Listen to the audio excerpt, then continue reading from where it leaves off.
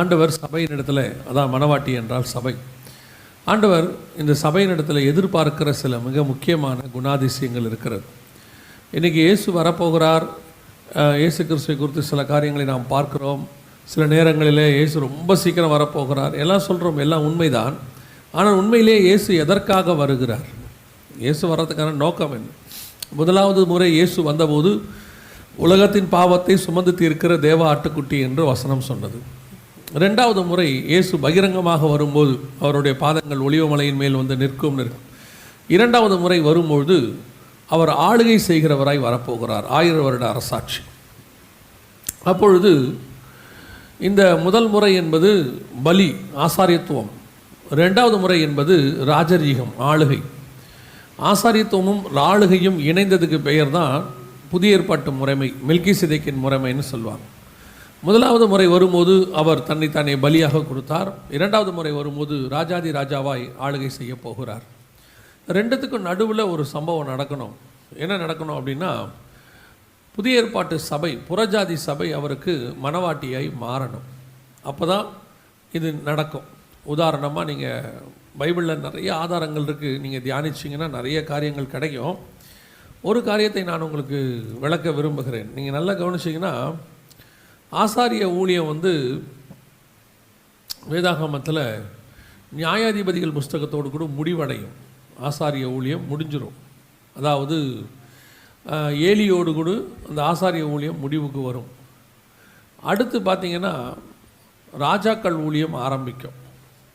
அதாவது சவுலை ராஜாவாக அபிஷேகம் பண்ணுவார். இந்த ஆசாரிய ஊழியம் முடிஞ்சு ராஜா ஊழியம் ஆரம்பிக்கிறதுக்கு முன்னாடி நீங்கள் பார்த்தீங்கன்னா நடுவில், இது ரெண்டுத்துக்கும் நடுவில் ரூத் புஸ்தகம் வரும். ரூத் புஸ்தகம் வந்துட்டு தான் அடுத்து சாமுவேல் புஸ்தகம் உள்ளே வரும். இதோடைய அர்த்தம் என்ன, இதில் என்ன சொல்லப்படுகிறது அப்படின்னு சொல்லி நீங்கள் பார்த்தீங்கன்னு சொன்னால், இந்த ஆசாரிய ஊழியத்திற்கும் இந்த ராஜா ஊழியத்துக்கும் நடுவில் புறஜாதி சபை, மோவாபிய ஸ்திரீ புறஜாதி சபை உள்ளே வரணும். உள்ளே வந்து அவள் போவாஸுக்கு மணவாட்டியாய் மாறணும். அதோடு கூட இயேசு கிறிஸ்துவினுடைய அந்த லீனாஜின்னு சொல்லுவாங்க, வம்ச வரலாறு தொடரும். அதே மாதிரி தான் இயேசு கிறிஸ்துனுடைய ஆசாரிய ஊழியம் 2000 வருடங்களுக்கு முன்பாக கொல்கத்தாவில் கல்வாரியில் முடிவுக்கு வந்தது. அவர் உயிர்த்தெழுந்து அடுத்து ராஜாவாய் ஆளுகை செய்யணும். அது வர்றதுக்கு முன்னாடி, அந்த ஆளுகை வருவதற்கு முன்பதாக புறஜாதி சபை ரூத்து உள்ளே வந்து போவாஸை மனம் முடிக்கணும். அதே மாதிரி தான் சபை நம்முடைய ஆண்டவரை போய் மனம் முடிக்கணும். இதுதான் வந்து ஹெவன்லி பிளான்னு சொல்லுவாங்க, பரலோகத்தினுடைய திட்டம். அந்த திட்டத்தின் அடிப்படையில் தான் திருச்சபை உருவாக்கப்பட்டிருக்கு. புதிய ஏற்பாடு திருச்சபை அந்த அடிப்படையில் தான் இருக்குது. இது ஏதோ நம்மெல்லாம் கிறிஸ்தவங்களாயிட்டோம் அதனால் சர்ச்சுக்கு வரோம் அப்படி கிடையாது. அப்படின்னா நீங்கள் தேவனை ஆராதிக்கிற இடத்தை தான் மாற்றி இருக்கிறீர்கள். முன்பு வேறொரு தேவனை ஆராதித்தேன், வேறு இடத்துக்கு போனேன், இப்பொழுது ஜீவனுள்ள தேவனை ஆராதிக்கிறேன், ஆகவே நான் இங்கே வந்திருக்கிறேன். இடம்தான் மாறி இருக்குது ஒழிய மனநிலை மாறலை. முன்னாடி நான் அடிமையாக இருந்தேன், இப்பொழுது நான் மணவாட்டியாய் மாற்றப்பட்டிருக்கிறேன். முன்னாடி எஸ்தர் அடிமையாக இருந்தார் அந்த தேசத்தில். ஒரு நாள் அவர் ராஜகுமாரத்தியாய் மாற்றப்பட்டார், அந்த ராஜாவுக்கு மணவாட்டியாய் மாற்றப்பட்டார். அதே மாதிரி தான் இப்போ நாம் மாற்றப்படுகிற காலம். ஆனால் யாரை கர்த்தர் செலக்ட் பண்ண போகிறார், அதுதான் கேள்வி. யாரை கர்த்தர் செலக்ட் பண்ண போகிறார்? இன்றைக்கி நிறைய பேர் நினச்சிட்ருக்குறாங்க எல்லாருமே பரலோகத்துக்கு போயிடுவோம் அப்படின்னு சொல்லி. எல்லாரும் பரலோகத்துக்கு போகும்னு ஒரு இடத்துல கூட பைபிள் சொல்லலை. ஒரு இடத்துல கூட அத்தனை பேரும் பரலோகத்துக்கு போயிடுவாங்கன்னு பைபிள் சொல்லவே இல்லை. ஆனால் பைபிள் சொல்லுது 2 பேர் இருப்பார்கள், ஒருவன் எடுத்துக்கொள்ளப்படுவான், ஒருவன் கைவிடப்படுவான். 5 பேர் இருக்கிறார்கள், 5 பேர் புத்தி உள்ளவர்கள், 5 பேர் புத்தி இல்லாதவர்கள். 2 பேர் படுத்திருப்பார்கள், ஒருவர் எழுந்திருப்பான், இன்னொருவன் கைவிடப்படுவான். அப்போ பைபிளில் எல்லாரும் போவாங்கன்னு ஒரு இடத்துல கூட இல்லை. எல்லா கிறிஸ்தவங்களும் பரலோகத்துக்கு போவாங்கன்னு இல்லை. எல்லாருக்கும் ஒரு நம்பிக்கை இருக்குது. என்ன நம்பிக்கை? சர்ச்சில் நான் மெம்பர் ஆகிட்டேனா, சந்தா கட்டிட்டேனா, தசமா காணிக்கை கொடுத்துட்டேனா, கண்டிப்பாக நான் பரலோகத்துக்கு போயிடுவேன் அப்படின்னு சொல்லி. அப்படிலாம் எந்த அஷூரன்ஸும் எந்த சபையும் கொடுக்கவே முடியாது, எந்த ஊழியக்காரனும் கொடுக்க முடியாது. ஒரு சில ஊழியக்காரங்க நடுவில் சொன்னாங்க, நம்முடைய ஊழியத்துக்கு நீங்கள் கொடுத்தீங்கன்னா கன்ஃபார்மாக அவங்கள பரலோகத்துக்கு கூட்டிகிட்டு போவோம் அப்படின்னாங்க. அவங்க என்ன தைரியத்தில் சொன்னாங்கன்னு தெரியல. ஏன்னு சொன்னால் கடைசி நிமிஷம் வரைக்கும் மோசேக்கே அந்த கானானுக்குள்ளே போவோமா போக மாட்டோமான்ற கன்ஃபர்மேஷன் இல்லை. நிற்கிறேன் என்று சொல்லுகிறவன் விழாதிருப்பானாகன்னு இருக்குது. இன்றைக்கி இவங்களாம் ரொம்ப அஷூரன்ஸாக ரொம்ப அழகாக, அதில் வேறு ஒரு சிலர்கிட்டலாம் ஜீவ புஸ்தகத்தில் ஒரு பகுதியே இருக்குதுன்னு வேறு சொல்லியிருக்கிறாங்க. எங்கிட்ட ஆண்டவர் கொடுத்துருக்குறாரு, நாங்கள் தான் வச்சுருக்குறோன்றாங்க. இப்போ அந்த அளவுக்கு போயிடுச்சு. அதனால் இவர்களையெல்லாம் நம்பாதிருங்கள். இதெல்லாம் போய் வசனம் தெளிவாக சொல்லுது, நித்திய ஜீவனை சுதந்திரிப்பது என்பது அரிதான காரியம், இது மனுஷனால் கூடாதது தான் பைபிள் சொல்லுது, தேவனால் எல்லாம் கூடும். அல்லேலூயா. அப்போ நான் ஒரு சபையில் மெம்பராக இருக்கிறேன், மனவாட்டியாக சபைக்குள்ளே நான் வந்திருக்கிறேன். ஒரு சபையில் நான் அங்கே ஒரு மெம்பராக ஆயிட்டேன்றதுனால மட்டும் நீங்கள் என்ன செஞ்சிட முடியாது, பரலோக ராஜ்யத்துக்குள் பிரவேசித்திட முடியாது.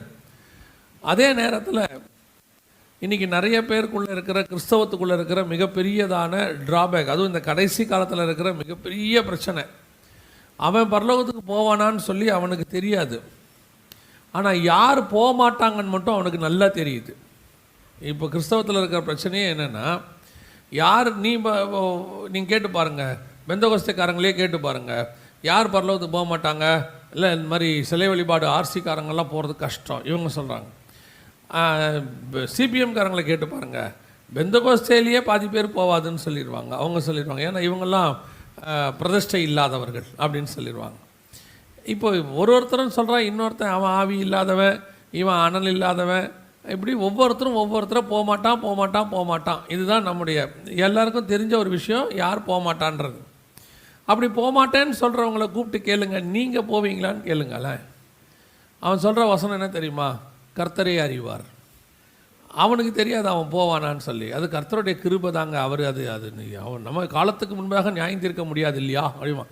அவன் போகிறத நியாயம் தீர்க்கக்கூடாது, ஆனால் அவன் உலகத்தை உட்காந்து என்ன பண்ணிகிட்டு இருப்பான், நியாயம் தீர்த்துட்டு இருப்பான்.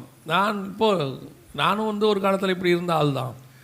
ஒரு காலத்தில் அநேக இடங்களுக்கு ஊழியத்துக்கு கொண்டு போகும்போது கர்த்தர் சொல்லி கொடுத்த ஒரு காரியம், அவருக்குரியவர்கள் எல்லா இடங்களிலும் இருக்கிறார்கள், எல்லா டினாமினேஷனுக்குள்ளேயும் இருக்கிறார்கள். கண்மலையின் வெடிப்புக்குள்ளே தங்கியிருக்கிற புறாவை போல கண்மலையின் வெடிப்புகளிலும் சிகரங்களின் மறைவிடங்களிலும் தங்கியிருக்கிற என் புறாவே, சிகரங்களுடைய மறைவிடத்தில் இருக்கிற மாதிரி நிறைய இடத்துல இந்த மாதிரி ஆட்கள் மறைஞ்சிருக்கிறாங்க.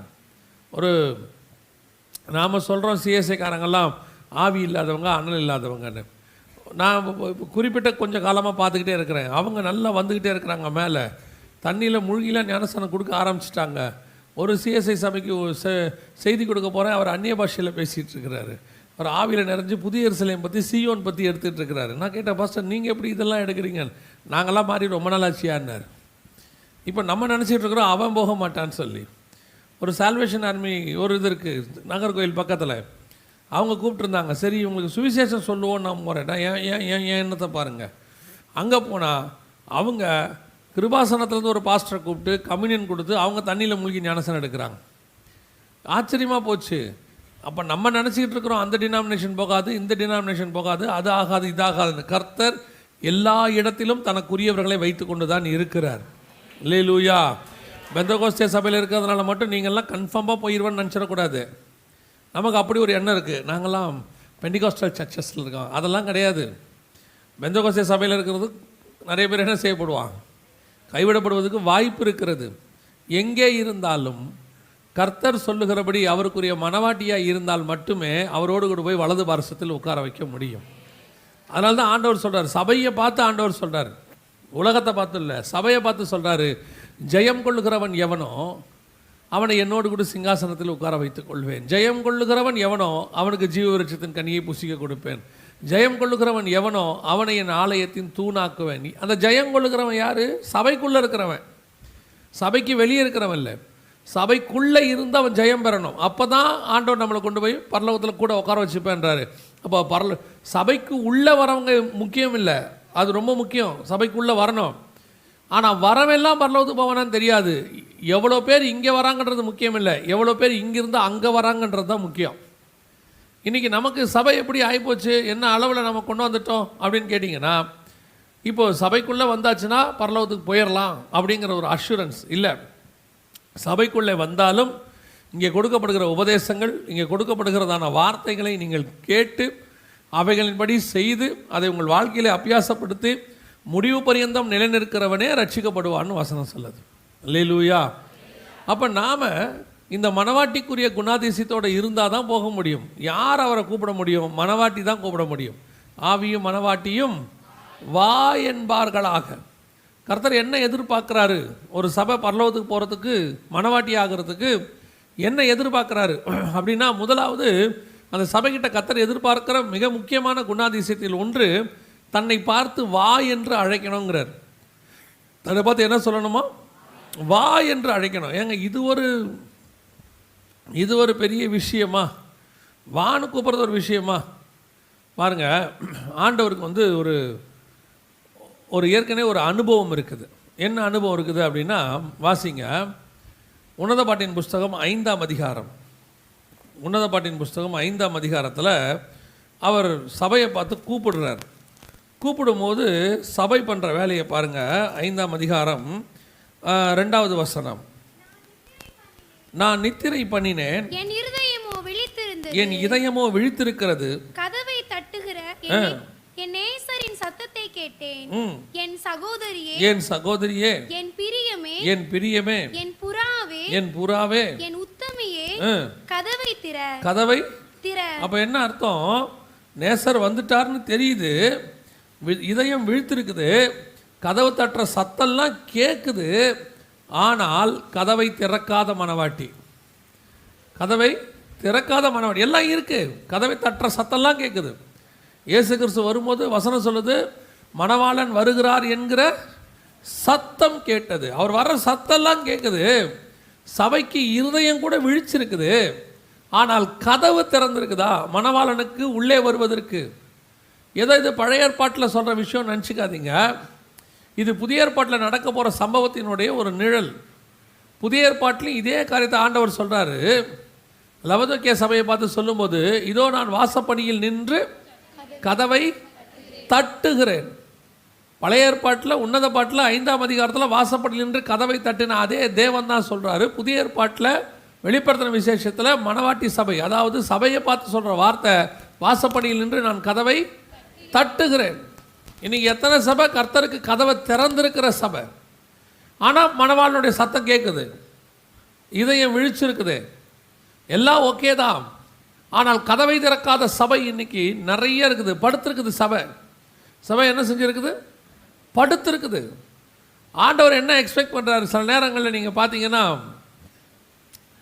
இந்த வீட்டில் வந்துட்டு வெளியே நிற்கிறவருக்கு வீட்டுக்குள்ளே ஆள் இருக்குதா இல்லையான்னு சந்தேகம் வரும். பெல் அடிப்பார், எல்லாம் பண்ணுவார். ஆனாலும் யாரும் என்ன செய்ய மாட்டாங்க, திறக்க மாட்டாங்க. அப்போ அவங்க சொல்லுவாங்க, இந்த கொரியருக்கு வரவங்க இவங்கெல்லாம் சொல்லுவாங்க, வீட்டில் ஆள் இருக்குதா இல்லையான்னு தெரியல. அவன் என்ன பண்ணுவாங்கன்னா 2 தடவை தட்டுவாங்க, போயிடுவாங்க. ஆனால் சில நேரத்தில் வீட்டுக்குள்ளே டிவி ஓடுற சவுண்டு கேட்கும், வீட்டுக்குள்ளே பேசுகிற சவுண்டு கேட்கும். ஆனால் கதவை மட்டும் திறக்க மாட்டாங்க. இந்த 2 தடவை தட்டுவார், 3 தடவை தட்டுவார், 4வது தடவை வேகமாக தட்டுவார். உள்ளே இருக்கிறாங்க, திறக்க மாட்டேங்கிறாங்க, உள்ளே இருந்துக்கிட்டு திறக்க மாட்டேங்கிறாங்க அப்படின்னு. அப்போது உள்ளே இருந்துக்கிட்டு பேசிக்கிட்டு அவன் என்ன சொல்கிறா பாருங்களேன், கதவை திறக்காமே பேசிக்கிட்டே இருப்பாள். அடுத்த வசனம் சொல்லுவா, என் வஸ்திரத்தை கழட்டினேன், நான் எப்படி அதை திரும்பவும் உடுப்பேன், என் பாதங்களை கழுவினேன், நான் எப்படி அவைகளை திரும்பவும் அழுக்காக்குவேன் என்றேன். படுத்துக்கிட்டே பேசிகிட்டே இருக்கிறான். இது ஏற்கனவே மணவாளனுக்கு, இயேசு கிறிஸ்துவுக்கு, தேவனுக்கு பழைய ஏற்பாட்டில் இஸ்ரவேலோடு கூட இருக்கிறதான ஒரு அனுபவம். இஸ்ரவேல் சபையை கர்த்தர் உண்டாக்கினார். ஆனால் அவர்கள் இயேசு வரும்போது படுத்திருக்கிறார்கள், கதவை திறக்கலை. இயேசுவும் கூப்பிட்டு பார்க்குறாரு. முதல் தடவை கூப்பிட்றாரு 4ஆம் அதிகாரம் மத்தியில், வருத்தப்பட்டு பாரம் சுமக்கிறவர்களே எல்லாரும் என்னிடத்தில். கடைசியாக கூப்பிடுறாரு யோவானில், தாகமாக இருக்கிறவன் என்னிடத்தில் வரக்கடவன். முதல் ஊழியம் ஆரம்பிக்கும் போது அவர் கூப்பிட்றாரு, என்னிடத்துல வாங்கன்னு. கடைசியாக கூப்பிட்றாரு, சிலுவைக்கு போகிறதுக்கு முந்தின நாளில் இது நடக்குது. அன்றைக்கி நைட்டு தான் அவரை பிடிக்கிறாங்க. அன்னைக்கு கூப்பிட்றாரு, தாகமாக இருக்கிறவன் என்னிடத்துல வரக்கடவன். 3.5 வருஷம் கூப்பிட்டுருக்கிறாரு. கதவை தட்டிகிட்டே இருந்திருக்கிறார். கதவை தட்டுறாரு, திறக்கலை. பேசிக்கிட்டே இருக்கான். பரிசேயர் பேசுகிறான், நியாயஸ்திரி பேசுகிறான், ஆசாரியர்கள் பேசுகிறாங்க, எல்லாரும் பேசுகிறாங்க. ஆனால் ஒருத்த கூட கதவை திறக்கல, ஒருத்த கூட மேசியான்னு ஏற்றுக்கல. பாருங்க, முதல்ல கேட்குறாரு, என்னை யார் என்று சொல்லுகிறார்கள்? தச்சனின் மகன்னு சொல்கிறாங்க, மரியாளின் மைந்தன்னு சொல்கிறாங்க. கொஞ்ச நாள் ஊழியம் முடித்த பிறகு கேட்குறாரு, என்னை யார் என்று சொல்லுகிறார்கள்? சிலர் உம்மை எரேமியா என்றும், சிலர் உம்மை யோவான் ஸ்நானகன் என்றும், வேறு சிலர் உம்மை தீர்க்கதரிசி என்றும் சொல்லுகிறார்கள். இவர் கேட்குறாரு, சரி நீங்களாவது என்னன்னு சொல்கிறீங்க? அவன் சொல்கிறான், ஆவியில் நிறைஞ்சு உன்னதமான தேவனுடைய குமாரன்னு சொல்லி. ரைட்டு, உனக்காவது தெரிஞ்சிருக்குதே, சோத்திரம். கடைசியாக சிலுவையில் போகிற போது அப்போ கூட ஒரு சிலர் அவரை எலியான்றான், எலியாவை கூப்பிடுகிறான் அப்படிங்கிறான், இறங்கி வரட்டுங்கிறான். ஒரு இடத்துல வந்து இயேசுவை கேட்குறாங்க, நீ தேவனுடைய குமாரனையானால் எனக்கு சொல்லும், எது வரைக்கும் வேதனைப்படுத்துவீர்? அவர் சொல்கிறாரு, நான் உங்களுக்கு பலமுறை சொன்னேன், நீங்களோ என் மந்தையின் ஆடுகளாக இராதபடியினாலே நீங்கள் எனக்கு செவி சாய்க்காமல் போனீர்கள். தட்டி தட்டி பார்க்குறாரு. இன்றைக்கும் சபைக்கும் அதே நிலைமை தான். எவ்வளோ தட்டுறார் ஆண்டவர். அதாவது நாம் எல்லாம் சொல்கிறோம், அவங்க கேட்க மாட்டாங்கங்க, சுவிசேஷம் சொன்னால் கேட்க மாட்டாங்க, அவங்க மந்த காது உள்ளவங்க, காதுகளில் விருத்த சேதனம் கிடையாது, அவங்கெல்லாம் ஆவி இல்லை, அனல் இல்லை, அவங்கள இருக்கட்டும் ஒரு பக்கம் அவங்களெலாம் வச்சுருவான். சபை எந்த அளவுக்கு இன்றைக்கி கடைசி காலத்தில் கேட்குது, ஆவிக்குரிய சபைகள் எந்த அளவுக்கு கர்த்தருடைய வசனத்துக்கு செவி சாய்க்குது, வசனம் எந்த அளவுக்கு கர்த்தருடைய வசனம் சபைக்குள்ளே போகுது. இன்னைக்கு ஆவிக்குரியவர்களே கதவை அடைத்து கொண்ட காலம். எத்தனை ஆவிக்குரிய சபை வருகை வந்தால் போவோன்னு நீங்கள் நினைக்கிறீங்க? இன்னைக்கு போய் சும்மா யூடியூப்பில் போய் பாருங்கள், ஆவிக்குரியவரும் அவனுடைய பிள்ளைகளும் ஆடுற ஆட்டம் தான் அநியாய ஆட்டமாக இருக்குது. இன்னைக்கு இவங்கெல்லாம் எந்த ஒரு, நான் சொல்கிறதுக்கு சாரி டு சே, தப்பாக எடுத்துக்காதீங்க, எந்த ஆர்சிக்காரங்களும் சிஎஸ்ஐக்காரனும் போய் இந்த மாதிரி ஆட்டமெல்லாம் ஆடவே இல்லை. பெந்தகோஸ்தக்காரன் ஆடுற ஆட்டம் தான் மோசமான ஆட்டமாக இருக்குது. சினிமாக்காரனை விட மோசமான ஆட்டம், சினிமாக்காரனை விட மோசமான ட்ரெஸ்ஸு. சொல்லி பாருங்க, இருதயம் கதவை அடைச்சிரும். ஏன் இதெல்லாம் பேசுகிறாரு? ஊழியக்காரனே சினிமாக்காரன் மாதிரி வந்தான் இறங்குறான். இப்போ ஊழியக்காரனை அதாவது ஒரு நாள் நைட்டு ஒருத்தரை வண்டி ஏற்றுறதுக்காக போயிட்டு 12 மணிக்கு வந்துக்கிட்டு இருக்கிறேன் திருப்பி காரில். வர வழியில் ஒரு இடத்துல பஸ் ஸ்டாண்டில் ஒரு மனுஷன் நிற்கிறார். பார்த்த உடனே, அந்த மனுஷனை பார்த்த உடனே அவர் ஊழியக்காரர் நல்லா தெரியுது ஊழியக்காரர். இருட்டில் பஸ் ஸ்டாண்டில் நிற்கிறார். போய் காரை பக்கத்தில் நிறுத்திட்டு பிரைஸ் லார்டுன்னு, அதான் நமக்கு கோடு வேர்டு கண்டுபிடிக்கிறதுக்கு யாருன்னு, பிரைஸ் லார்டுன்னு. அவர் ஐயா பிரைஸ் லார்டியா அப்படின்னாரு. இன்னும் இங்கே நிற்கிறீங்கன்னு. இல்லையா, பஸ்ஸை விட்டுட்டு இங்கே நிற்கிறேன். சரி ஏறுங்கன்ட்டு போகிற வழியில் அவரை வீட்டில் விட்டோம். எதுக்கு சொல்கிறேன், ஒரு ஊழியக்காரனை கண்டுபிடிக்கிறதுக்கு மிக முக்கியமானது அவன் ட்ரெஸ்ஸு. ஒருத்தன் ராஜா சொல்கிறான், நான் பிழைப்பனா மாட்டேனான்னு சொல்லி போய் ஞானதிஷ்டிக்காரங்க யாராவது இருந்தால் கேட்டு வாங்கன்னு. போகிற வழியில் எலியா பார்க்குறான். எங்கே போகிறீங்கன்னு கேட்குறாரு. கேட்ட உடனே அவங்க சொல்கிறாங்க, ராஜா பிழைப்பாரா மாட்டாரான்னு கேட்டு வர சொன்னார். அது எலியா சொல்கிறாரு, இஸ்ரவேலில் ஞானதிஷ்டிக்காரன் இல்லை என்றால் சொல்லி நீங்கள் வெளியே போகிறீங்க, உங்கள் ராஜா கிட்ட போய் சொல்லுங்கள், அவன் படுக்கையை விட்டு கீழே இறங்க மாட்டான்னு சொல்லுங்கன்ட்டார். போய் ராஜா கிட்ட சொல்லிட்டாங்க. ராஜா கேட்குறாரு, யார் சொன்னதுன்னு கேட்குறாரு. அவங்க சொல்கிறாங்க, எங்களுக்கு தெரியாது. அடுத்த கேள்வி ராஜா கேட்குறாரு, அவன் எப்படி இருந்தான்? அவன் சொல்கிறான், அவன் ஒட்டகமயிர் ஆடை தரித்திருந்தான். உடனே ராஜா சொல்கிறான், அது எலியா தான். ஒரு ட்ரெஸ்ஸு ஒரு ஊழியக்காரனை எப்படி கண்டுபிடிக்க வைக்கிது பாருங்க. அதுதான் ஆவிக்குரிய வஸ்திரம். இன்னைக்கு என்ன இருக்கு கேட்டால் என்ன தப்புங்கிறான். காலத்துக்கு ஏற்ற மாதிரி மாறிக்கணுங்கிறான். காலத்துக்கு ஏற்ற மாதிரி எல்லாம் மாறும், வசனம் மாறாது. காலத்துக்கு ஏற்ற மாதிரி எல்லாம் மாறும். இயேசு கிறிஸ்து மாற மாட்டார். இயேசுவும் மாற மாட்டார்னா அவருடைய மணவாட்டி சபையும் மாறாது. அவ்வளோதான். மணவாழ்ன மாதிரி தான் மணவாட்டி இருக்கும். இன்றைக்கி கடைசி காலத்தில் இன்றைக்கி கதவை அடைச்சிக்கிட்டு உட்காந்துருக்கிற பெந்தகோஸ்தே சபைகள், ஆவிக்குரிய சபைகள் கதவை அடைச்சிக்கிட்டு உட்காந்துருக்கு. எதை சொன்னாலும் ஏற மாட்டேங்குது, வசனம் கொடுத்தாலும் ஏற மாட்டேங்குது. ஊழியக்காரங்க உட்காந்து சனிக்கிழமை முழுக்க வார்த்தையை எடுத்து ஞாயிற்றுக்கிழமை போதிக்கிறாங்க. போதிக்கிற வசனம் ஏதாவது வருதா காதுக்குள்ளே? எல்லாம் கேட்டுட்டு போகிற வழியில் செருப்பு போடும் போதே மறந்துடுது. அவ்வளோதான், அங்கேயே மறந்துடுறாங்க. செருப்பு போடுற இடத்துலையே மறந்துடுறாங்க வசனத்தை. நாங்களாம் சர்ச்சு முடிச்சுட்டு வந்தோடனே கேட்பாங்க, நீங்கள் பாஸ்டர் என்ன பேசினார்? உடனே நாங்கள் தலைப்பு வசனத்தை சொல்லுவோம், இந்த வசனத்துலேருந்து பேசினார். அடுத்து கேட்பாங்க, எத்தனை பாயிண்ட்டு பேசினார்? ஏன்னா ஒவ்வொரு ஊழியக்காரருக்கும் இத்தனை பாயிண்ட்டுன்னு அந்த காலத்தில் இருந்துச்சு.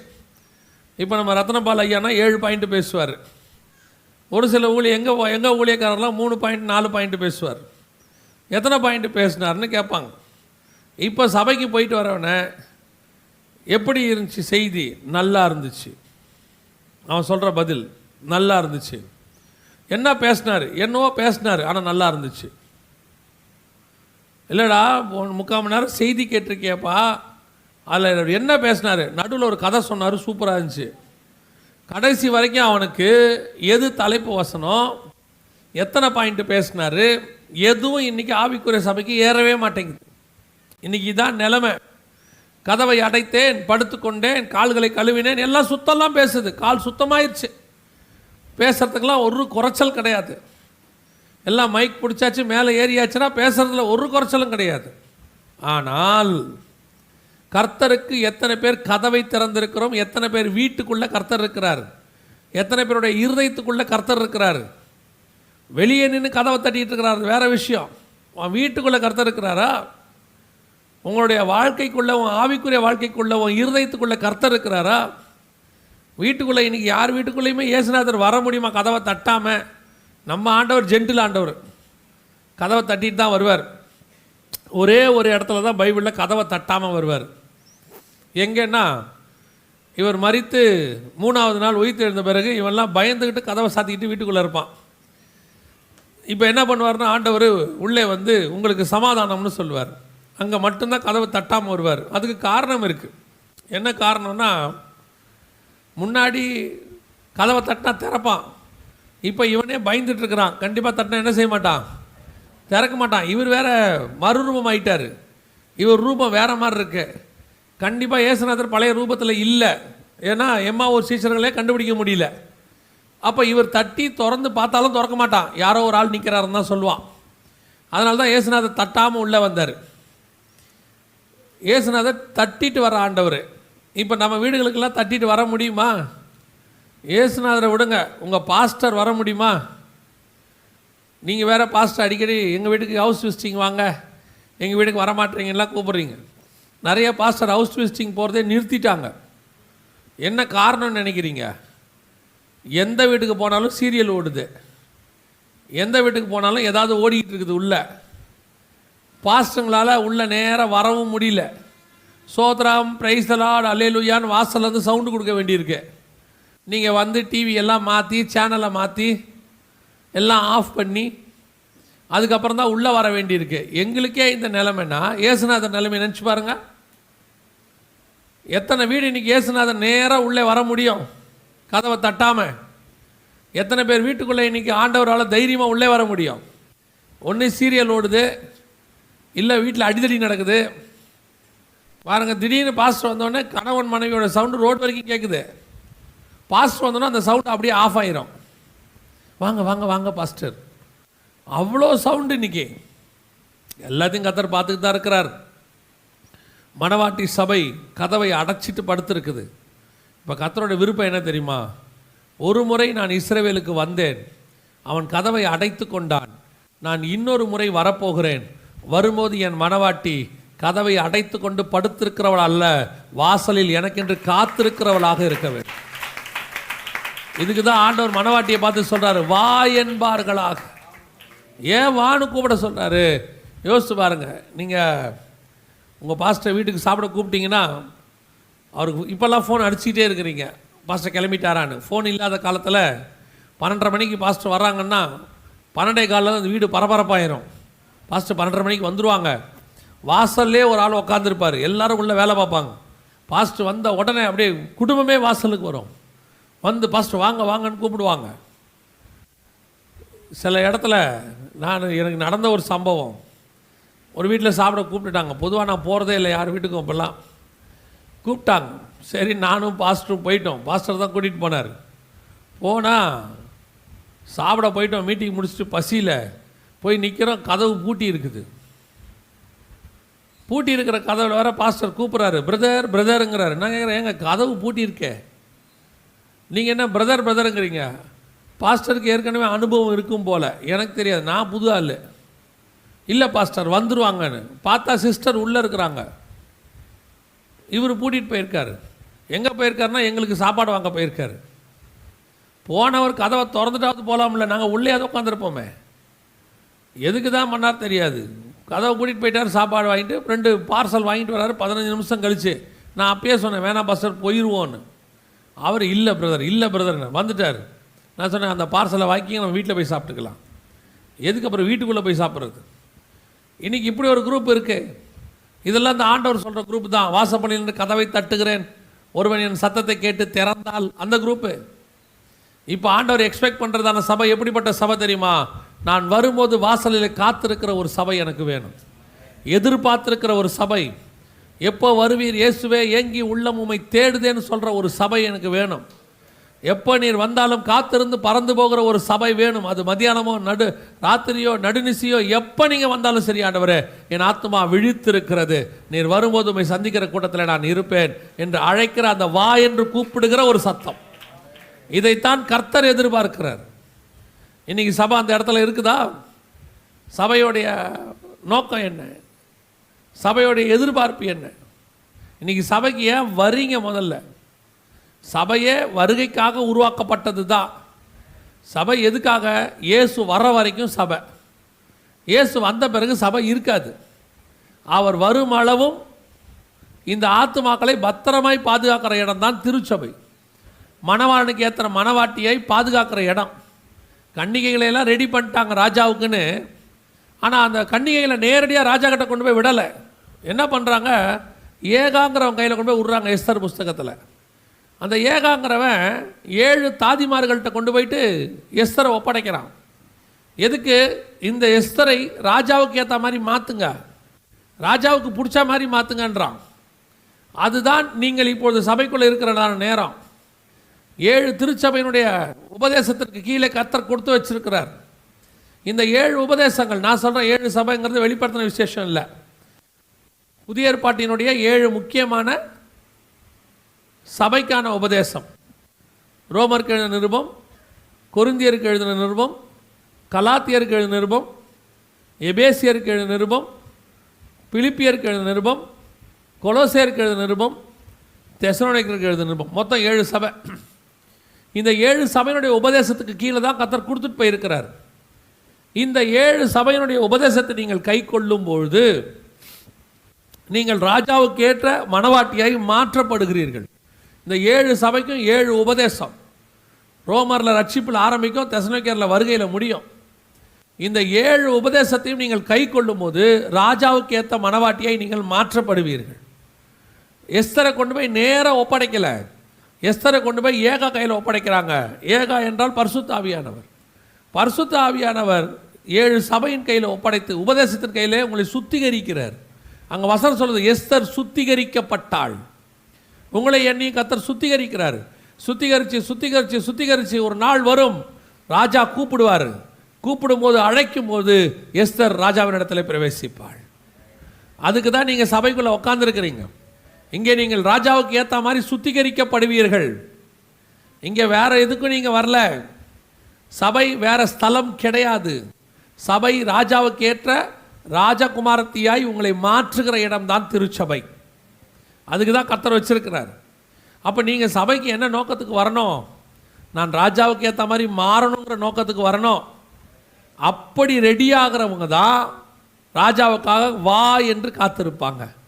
எஸ்தர் சொல்கிறா, இன்னும் நான் அழைக்கப்படவில்லை, அழைக்கப்படும் போது நான் ரெடியாக இருக்கிறேன், எப்போ கூப்பிட்டாலும் நான் ராஜாவிட்டே போவேன். மொர்தெகாய் கிட்ட சொல்லும்போது சொல்கிறேன், நான் இன்னும் அழைக்கப்படவில்லை, ஆனால் கூப்பிட்டா நான் உள்ளே போயிடுவேன். எப்பேற்பட்ட ஆசீர்வாதம் பாருங்கள். இதுதான் கர்த்தர் உங்களுக்கு எனக்கு நியமித்து வச்சது. இன்றைக்கி சபை எந்த கவலையும் கிடையாது, படுத்து கிடக்கு. இஸ்ரவேல் சபை மாதிரி மாறிப்போச்சு. சபை ஏங்க சபைக்கு வரீங்க? என் பொண்ணுக்கு பையனுக்கும் கல்யாணம் ஆகணும், அதனால் இங்கே வரேன். ஏங்க சபைக்கு வரீங்க? இல்லை அங்கே போனால் தான் ஆசீர்வாதம்னு சொன்னாங்க, அதுக்காக சபைக்கு வந்து. ஏங்க சபைக்கு வந்தீங்க? இல்லைங்க கடைசியாக கல்றைக்கு இடம் வேணும் இல்லையா, இங்கே வந்தால் தானே கல்றைக்கு இடம் கிடைக்கும். இது கல்யாணம் பண்ணி வைக்கிற இடமும் கிடையாது, கல்றைக்கு இடம் கொடுக்குற இடமும் கிடையாது. அதெல்லாம் தானாக நடக்கும் இங்கே வந்தால். ஆனால் நீங்கள் வந்தது ராஜாவுக்கு ஏற்ற மணவாட்டியாய் மாறுவதற்கு. அதுக்கு தான் நீங்கள் வந்திருக்கிறீங்க சபைக்கு. இன்றைக்கி கடைசி காலத்தில் சபையோடைய நோக்கமே மாறிடுச்சு, சபையோடைய விஷனே மாறிடுச்சு. சபை நடத்துகிற நிறைய பேருக்கு விஷன் மாறிடுச்சு. உங்கள் விஷன் என்ன? ஊருக்கு வெளியே 10 ஏக்கர் வாங்குறது. இது எப்போ விஷனாக மாறுச்சு? இது எப்போ விஷனாக மாறுச்சு? ஒரு சபையில் போய் செய்தி கொடுக்குறோம். செய்தி கொடுத்த முடித்த பிறகு அந்த ஊழியக்காரர் வந்து, பாஸ்டர் இயேசு வரப்போகிறாருங்கிறது நல்ல தெளிவாக தெரிஞ்சிருச்சு பாஸ்டர். ஆமாம், நீங்கள் எனக்காக ஒரு ஜெபம் பண்ணுவீங்களான்னு நானும் நினச்சேன். இந்த வருகையில் நானும் எப்படியாவது வந்துடணும்னு அவர் கேட்டு பிரயாசப்பட்டு ஜெபம் பண்ணுறாரு போல. சரி ஜெபம் பண்ணுவோம், என்னத்துக்காகன்னு கேட்டேன். அப்போ அவர் சொன்னார், எப்படியாவது வருகைக்குள்ளே நான் ஒரு இனோவா கார் வாங்கிடணுன்னார். மொத்த செய்தியும் வீணாக போச்சுன்னு நினச்சேன். 1.5 மணி நேரம் செய்தி வீணாக போச்சு. இன்றைக்கி சபையோடைய நோக்கம் என்ன? எதுக்காக சபை கொண்டு வரப்பட்டது? சபைக்கு நீங்கள் ஏன் கொண்டு வரப்பட்டீங்க? இன்றைக்கி சபை படுத்துருச்சு, படுத்து ஜாலியாக பேசிக்கிட்டு இருக்கு. அதுக்கு ஏற்ற மாதிரி கடைசி காலத்தில் ஊழியக்காரனும் வந்துட்டான். அவனும் அப்படி தான் உங்களுக்கு சொல்லி கொடுக்குறான். ஆண்டவர்கிட்ட வீட்டை கேளு, ஆண்டவர்கிட்ட காரை கேளு, ஆண்டவர்கிட்ட வந்துட்டு லேண்டு கேளு, ஆண்டவர்கிட்ட அதை கேளு. நான் சொல்கிறேன், எதையும் கேட்காத, ஆண்டவரையே கேளு. அதுதான் ரொம்ப முக்கியம். அவரையே கேளுங்க. அவரையே தந்தவர் மற்ற எல்லாவற்றையும் அருளாதிருப்பது எப்படின்னு வசனம் இருக்கு. ஏசுநாதரே வந்துட்டாருன்னா மிச்சம் எல்லாம் தானாக வந்துடும். அது எதுக்கு ஒன்று ஒன்றா கேட்கணும்? அவ்வளோதான், முடிஞ்சு போச்சு. இன்னைக்கு ஏசுநாதரை கேட்க சொல்லி கொடுக்க மாட்டேங்கிறான். எஸ்தர் கூட நிறைய பெண்கள் செலக்ட் பண்ணப்பட்டாங்க ராஜாவுக்கு. அத்தனை பேர் ராஜகுமாரத்தி ஆகலை, எஸ்தர் மட்டும்தான் ஆனாங்க. ஆனால் மற்றவங்களுக்கும் எஸ்தருக்கும் என்ன வித்தியாசம்னா, அத்தனை பேரும் என்ன கேட்டார்களோ அது கிடைத்தது, எல்லாம் கேட்டு வாங்கிட்டாங்க. ஆனால் எஸ்தரோ வென்றால், ஏகா எனக்கு என்ன கொடுத்தானோ அதை மாத்திரம் பெற்றுக்கொண்டால் வேற ஒன்றையும் கேட்கவில்லைன்னு இருக்க வசனம். வேற ஒன்றையும் கேட்கல. நீங்கள் கொடுங்க ஆண்டவரை. ஏன்? என்னுடைய நோக்கம் ஏகா கிட்ட வாங்கிறது இல்லை. அப்படியா? ராஜா கிட்ட வாங்கிறதா? இப்போ ராஜா கூப்பிட்டு கேட்குறாரு, எஸ்தர் ராஜகுமாரத்தியே உனக்கு என்ன வேண்டும் கேள். தேசத்தில் பாதியை கேட்டாலும் நான் உனக்கு. தேசத்தில் பாதினா என்ன அர்த்தம்? நாட்டில் பாதியா? இல்லை. தேசத்தில் பாதினா என்ன தெரியுமா? அந்த ராஜா 127 நாட்டை ஆண்டுகிட்டு இருக்கிறாரு. எஸ்தர் 1:1 சொல்லுது, 127 நாடுகளை அரசாண்ட அகாஸ்வேறு நாட்களில் நடைபெற்றது. அந்த ராஜாவுக்கு கீழே எவ்வளோ இருக்குது? 127 நாடு. இப்போ எஸ்தர்கிட்ட சொல்கிறாரு, எஸ்தரே ராஜகுமாரத்தியே உனக்கு என்ன வேண்டும் கேள். நீ என்ன செய்கிற? தேசத்தில் பாதியை கேட்டாலும் நான் உனக்கு தருகிறேன். அப்படின்னா என்ன அர்த்தம் தெரியுமா? ஏறக்குறைய 64 நாடு. 64 நாடு வேணுமா ராஜகுமாரத்தி? கேள், நான் தரேன்றான். முதல்ல எஸ்தர் எல்லாரும் கேட்டாங்க. அந்த வசனம் ரொம்ப அழகாக இருக்கும். எஸ்தரில் எல்லாரும் என்ன கேட்டார்களோ அது கிடைத்தது. எஸ்தரோ வென்றால், வசனம் சொல்லுது, எஸ்தரோ வென்றால் வேற ஒன்றையும் கேட்கவில்லை அப்படின்னு இருக்கு. அந்த வசனம் வாசிங்க பார்ப்போம்.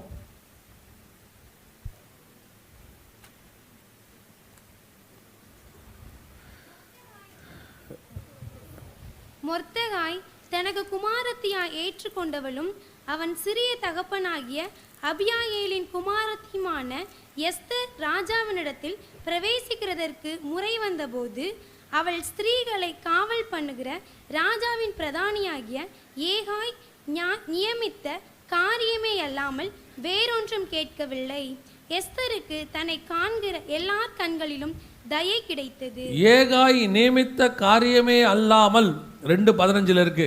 ஏகாய் நியமித்த காரியமே அல்லாமல் வேற ஒன்றையும் கேட்கவில்லை. ஆனால் 13வது வசனம் சொல்லுது பாருங்க, என்ன சொல்லுது? இப்படி ஜோடிக்கப்பட்ட பெண் ராஜாவினிடத்தில் பிரவேசிப்பால், கன்னிமாடத்திலிருந்து தன்னோடு கூட ராஜ அரண்மனைக்கு போக அவள் தனக்கு வேண்டுமென்று கேட்பவை எல்லாம் அவளுக்கு கொடுக்கப்படும். எஸ்தரோ வென்றால் ஏகா நியமித்த காரியத்தை தவிர வேற ஒன்றையும் கேட்கவில்லை. எப்படி இருக்குது பாருங்க, வேற ஒன்றையும் கேட்கல. எஸ்தருடைய எண்ணம் என்ன தெரியுமா? என்னுடைய நோக்கம் ஏகா கொடுக்கறத வாங்கிறது இல்லை. உடனே நம்ம நினைப்போம், அப்படியா ராஜா கொடுக்கறத வாங்கிறதா அப்படின்னு கேட்டிங்கன்னா, இப்போ ராஜா கூப்பிட்டு கேட்குற 5ஆம் அதிகாரத்தில் எஸ்தரை பார்த்து, எஸ்தர் ராஜகுமாரத்தியே உனக்கு என்ன வேண்டும் கேள். 3வது வசனம் 5:3 வாசிங்க. ராஜா அவளை நோக்கி, எஸ்தர் ராஜாத்தியே உனக்கு என்ன வேண்டும்? நீ கேட்கிற மன்றாட்டு என்ன? நீ ராஜ்யத்தில் பாதி மட்டும் கேட்டாலும் உனக்கு கொடுக்கப்படும் என்றான். பாதினா எவ்வளவு தெரியுமில? ஏறக்குறைய 64 நாடு. ஏறக்குறைய 64 நாடு. ஏதோ ஒரு நாட்டில் பாதி இல்லை, அவன் 127 நாட்டை அரசாண்டவன். ஒரு நாடு இல்லை, இன்னும் 64 நாடு.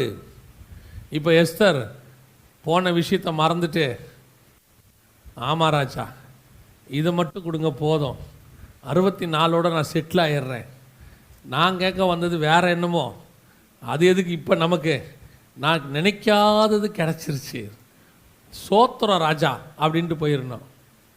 எஸ்தர் பார்த்தா இதெல்லாம் யாருக்கு வேணும்? ஏன்னா அது 64 நாடு வேணாமா? வேணாம். ஏன் எஸ்தர் வேணாம்? ஒரு நாள் வரும், நான் ராஜாவுக்கு பக்கத்தில் உட்காருவேன், 64 அல்ல 127 நாட்டுக்கும் நான் ராஜகுமாரத்தியாய் மாறு. இன்னைக்கு நம்ம என்ன நினச்சிட்டு இருக்கிறோம்? ஒரு காலத்தில் சொல்லி கூப்பிட்டாங்க, வனாந்தரத்தில் நயம் காட்டி உன்னை அழைத்தேன்ற மாதிரி இயேசு கிறிஸ்துவனுக்கு அதை கொடுக்கிறார், இதை கொடுக்கிறார், அப்படி கொடுக்கிறார், இப்படி கொடுக்கிறார். உண்மைதான், அவர் என் நாமத்தினால எவைகளை கேட்பீங்களோ அவை எல்லாவற்றையும் நீங்கள், ஆமாம் எல்லாத்தையும் வாங்க ஒரு குரூப் வந்துச்சு. ஆனால் நீங்கள் நானும் அவர் நமக்கு என்ன வேணுன்றது வாங்க வரல, தேவன் என்ன கொடுத்தாரோ அதை நம்ம வாங்கிக்கிட்டோம் போதும். அப்போ உன் மன்றாட்டி என்ன? உன் மன்றாட்டி என்ன? 1 ஏக்கரா, 2 ஏக்கரா, 3 ஏக்கரா, இல்லை இந்த பூமியில் பாதியா? இதெல்லாம் யாருக்குங்க வேணும்? ஒரு நாள் வரும், நான் இயேசு கிறிஸ்துவோடு கூட சிங்காசனத்தில் பக்கத்தில் உட்கார்ந்துருப்பேன். அன்னைக்கு வானத்துக்கும் பூமிக்கும் தேவனானவர் எனக்கு மணவாளனாய் என் பக்கத்தில் உட்கார்ந்துருப்பார். அவருக்குரியது எல்லாம் எனக்குரியதாய் மாறும். எவ்வளோ பெரிய ஆசீர்வாதத்தை கர்த்தர் எனக்கு வச்சிருக்கிறாரு. இன்னைக்கு சபை அதை புரிஞ்சிக்காம இங்கே கிடைக்கிற ஒரு அற்ப 600 square feet, 2000 square feet, 1/2 acre, 1 acre, இதுக்கு அடிச்சுக்கிறான், இதுக்கு பிடிச்சிக்கிறான், இதுதான் வாழ்நாளெல்லாம் ஜபம், இதுக்காக ஏமாத்துறான், இதுக்கு பொய் சொல்கிறான், இதுக்கு வழக்கு போடுறான். கிறிஸ்தவனை பற்றி பேசுகிறேன், ஆவிக்குரியவனை பற்றி பேசுகிறேன். நான் உங்களுக்கு சொல்லுகிறேன், இதையெல்லாம் கொஞ்சம் ஓரமாக தள்ளி அப்படி வைங்க. இந்த பூமியில் உங்களுக்கு என்ன வேணுமோ அது ஏகா பரிசுத்த ஆவியானவர் உனக்கு கொண்டு வந்து தருவார். அது மேலே கண்ணையே வைக்காதீங்க. இது அல்ல என் நோக்கம், 64 நாடும் அல்ல. என் நோக்கம் பரலோகத்தில் என் தேவன் பக்கத்தில் உட்காருவது. அதுதான் என்னுடைய திட்டம், அதான் என் ஆசை, அதான் என் வாஞ்ச. அவ்வளோதான், போயிட்டே இருங்க சொல்கிறேன். இன்னைக்கு சபை படுத்துருச்சு, சபைக்கு இன்னைக்கு நோக்கமே மாறிடுச்சு, சபையோடைய விஷன் மாறிடுச்சு. உன் விஷனை மாத்துறதுக்கு கடைசி காலத்தில் உன் மாம்சத்துக்கு ஏற்ற மாதிரி பிரசங்கம் பண்ணுற ஊழியக்காரனும் வந்துட்டான். அதை கேளு, இதை கேளு. ஆண்டவர் 2023 அதை கொடுப்பார், இதை கொடுப்பார். 2023 கொடுத்தவர், அதில் 365 நாளைக்கு உனக்கு என்ன தேவையோ எல்லாவற்றையும் தருவார். என் நோக்கம் கர்த்தரிடத்திலிருந்து வாங்குவதல்ல, என் நோக்கம் கர்த்தரையே என்னிடத்தில் வாங்குவது. நானே அவர் கூட இருக்கணும். அல்லேலூயா. இதுதான் மணவாட்டி சபையினுடைய குணாதிசயம். இன்னைக்கு கடைசி காலத்தில் எத்தனை சபை இப்படி இருக்குது யோசித்து பாருங்க. எத்தனை சபை இப்படி இருக்குது? எல்லாம் இயேசுகிட்ட ஏதாவது வாங்கிறதுக்கு தான். உலகத்தில் நம்ம இருக்கிற வரைக்கும் நமக்கு தேவை இருக்குது, அதில் எந்த மாற்று கருத்தும் இல்லை. மாம்சம் இருக்கிற வரைக்கும் பசின்னு ஒன்று இருக்கும், மாம்சம் ஒன்று இருக்கிற வரைக்கும் தாகம்னு ஒன்று இருக்கும், மாம்சம் இருக்கிற வரைக்கும் தேவை, உடலுக்கு உடை தேவை என்பது ஒரு அவசியம் இருக்கும். மாம்சம் இருக்கிற வரைக்கும் சில அத்தியாவசிய பொருட்கள் நமக்கு தேவை. ஆனால் இது அல்ல என் தேவை. இதையெல்லாம் பரலோகம் பார்த்துக்கொள்ளும். என்னை அழைத்தவர் இதிலும் மேலானவர். அவர் சொல்றாரு, காட்டு புஷ்பங்களுக்கே உடுத்து வைக்கிறாரு, உன்னையா விட்டுற போறாரு? எல்லாத்துக்கும் ஆண்டவர் சொல்றாரு, குழிகளுக்கோ நரிகளுக்கோ குழிகள் உண்டு. மனுஷகுமாரனுக்கு தான் தலை சாக்க இடம் இல்லை. ஆனால் மனுஷகுமாரனுக்கு வானமும் பூமியும் அவருடையது. நம்ம இதை போய் சின்ன சின்ன விஷயம், நீங்கள் எவ்வளோ பெரிய சர்ச்சை வேணால் கட்டுங்க, நான் சொல்கிறேன், 100 கோடி ரூபா செலவு பண்ணி சர்ச்சு கட்டுங்க, 7 மாடி கட்டுங்க. கட்டி முடித்த பிறகு உன் ஆத்மாவில் திருப்தி வந்துடுச்சுன்னா நான் ஒத்துக்கிறேன், அதுதான் உண்மையிலேயே ஆசீர்வாதம்னு நான் சொல்லுவேன். உன் ஆத்மா திருப்தி படவே படாது.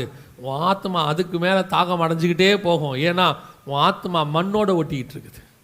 எப்போ உன் ஆத்மா மான்கள் நீரோடைய வாஞ்சிக்கிறது போல தேவனை வாஞ்சிக்குதோ, அப்போ இந்த பூமியில் இருக்கிற எது மேலேயும் உனக்கு ஆசை வரவே வராது. எவ்வளோ பெரிய கோடீஸ்வரன், 1000 கோடி 2000 கோடி 4000 கோடி வச்சுருக்கான், திருப்தி அடைஞ்சிட்டானா? போதுங்கிற மனசு வந்துருச்சா? வராது. ஆனால் யோசிச்சு பாருங்க, நீ இயேசுவை உண்மையாய் தேட தொடங்கும் போது பாரமான யாவற்றையும் உதறி தள்ளிவிட்டு இது அல்ல, என் தேவை என் தேவன் என்கிறதான எண்ணம் வந்து. இதுதான் மணவாட்டி சபையினுடைய குணாதிசயம். கடைசி காலத்தில் எதெல்லாம் பவுல் லாபமான அனைத்தையும் நஷ்டம்னு சொன்னானோ, குப்பைன்னு சொன்னானோ, அந்த குப்பையெல்லாம் ஒரு குரூப் தூக்கிட்டு ஓடுது. அவன் குப்பைன்னு விட்டதை இப்போ ஒரு குப்பை என்ன செய்யுது? தூக்கிட்டு ஓடுது. அந்த குப்பைக்காக ஜெபம், அந்த குப்பைக்காக உபவாசம், அந்த குப்பைக்காக தான் பிரசங்கம். எங்கள் சபைக்கு வாங்க, அந்த குப்பையெல்லாம் உங்களுக்கு நல்லா கொடுப்பார் ஆண்டவர். எந்த குப்பை? அவன் எதெல்லாம் குப்பையும் நஷ்டம் என்று விட்டானோ அந்த குப்பை. அவனுக்கு நல்லா தெரியுது இதெல்லாம் குப்பை. எனக்கு ஒன்று தெரியும், அவரை அறிகிற அறிவின் மேன்மைக்காக இந்த குப்பையெல்லாம் விட்டுருவேன். அவரை அறிகிற அறிவின் மேன்மைன்னு இருக்கு, அது பரலோகத்துக்கே என்னை கூட்டிகிட்டு போயிடும், பரதேசிக்குள்ளே என்னை கூட்டிகிட்டு போயிடும். அந்த மேன்மை தாங்க நமக்கு வேணும். இந்த பூமியில் எதையும் தரமாட்டேன் நீங்கள் சொல்கிறீங்களா? நான் சொல்லுவேன், பரலோகம் பார்த்து பார்த்து கொடுக்கும். பொல்லாதலாகிய நீங்கள் உங்கள் பிள்ளைகளுக்கு நல்ல ஈவுகளை கொடுக்கும்போது பரலோகத்தின் பிதா கொடுப்பது அதிக நிச்சயம் அல்லவா? கன்ஃபார்மாக பரலோகம் கொடுக்கும்.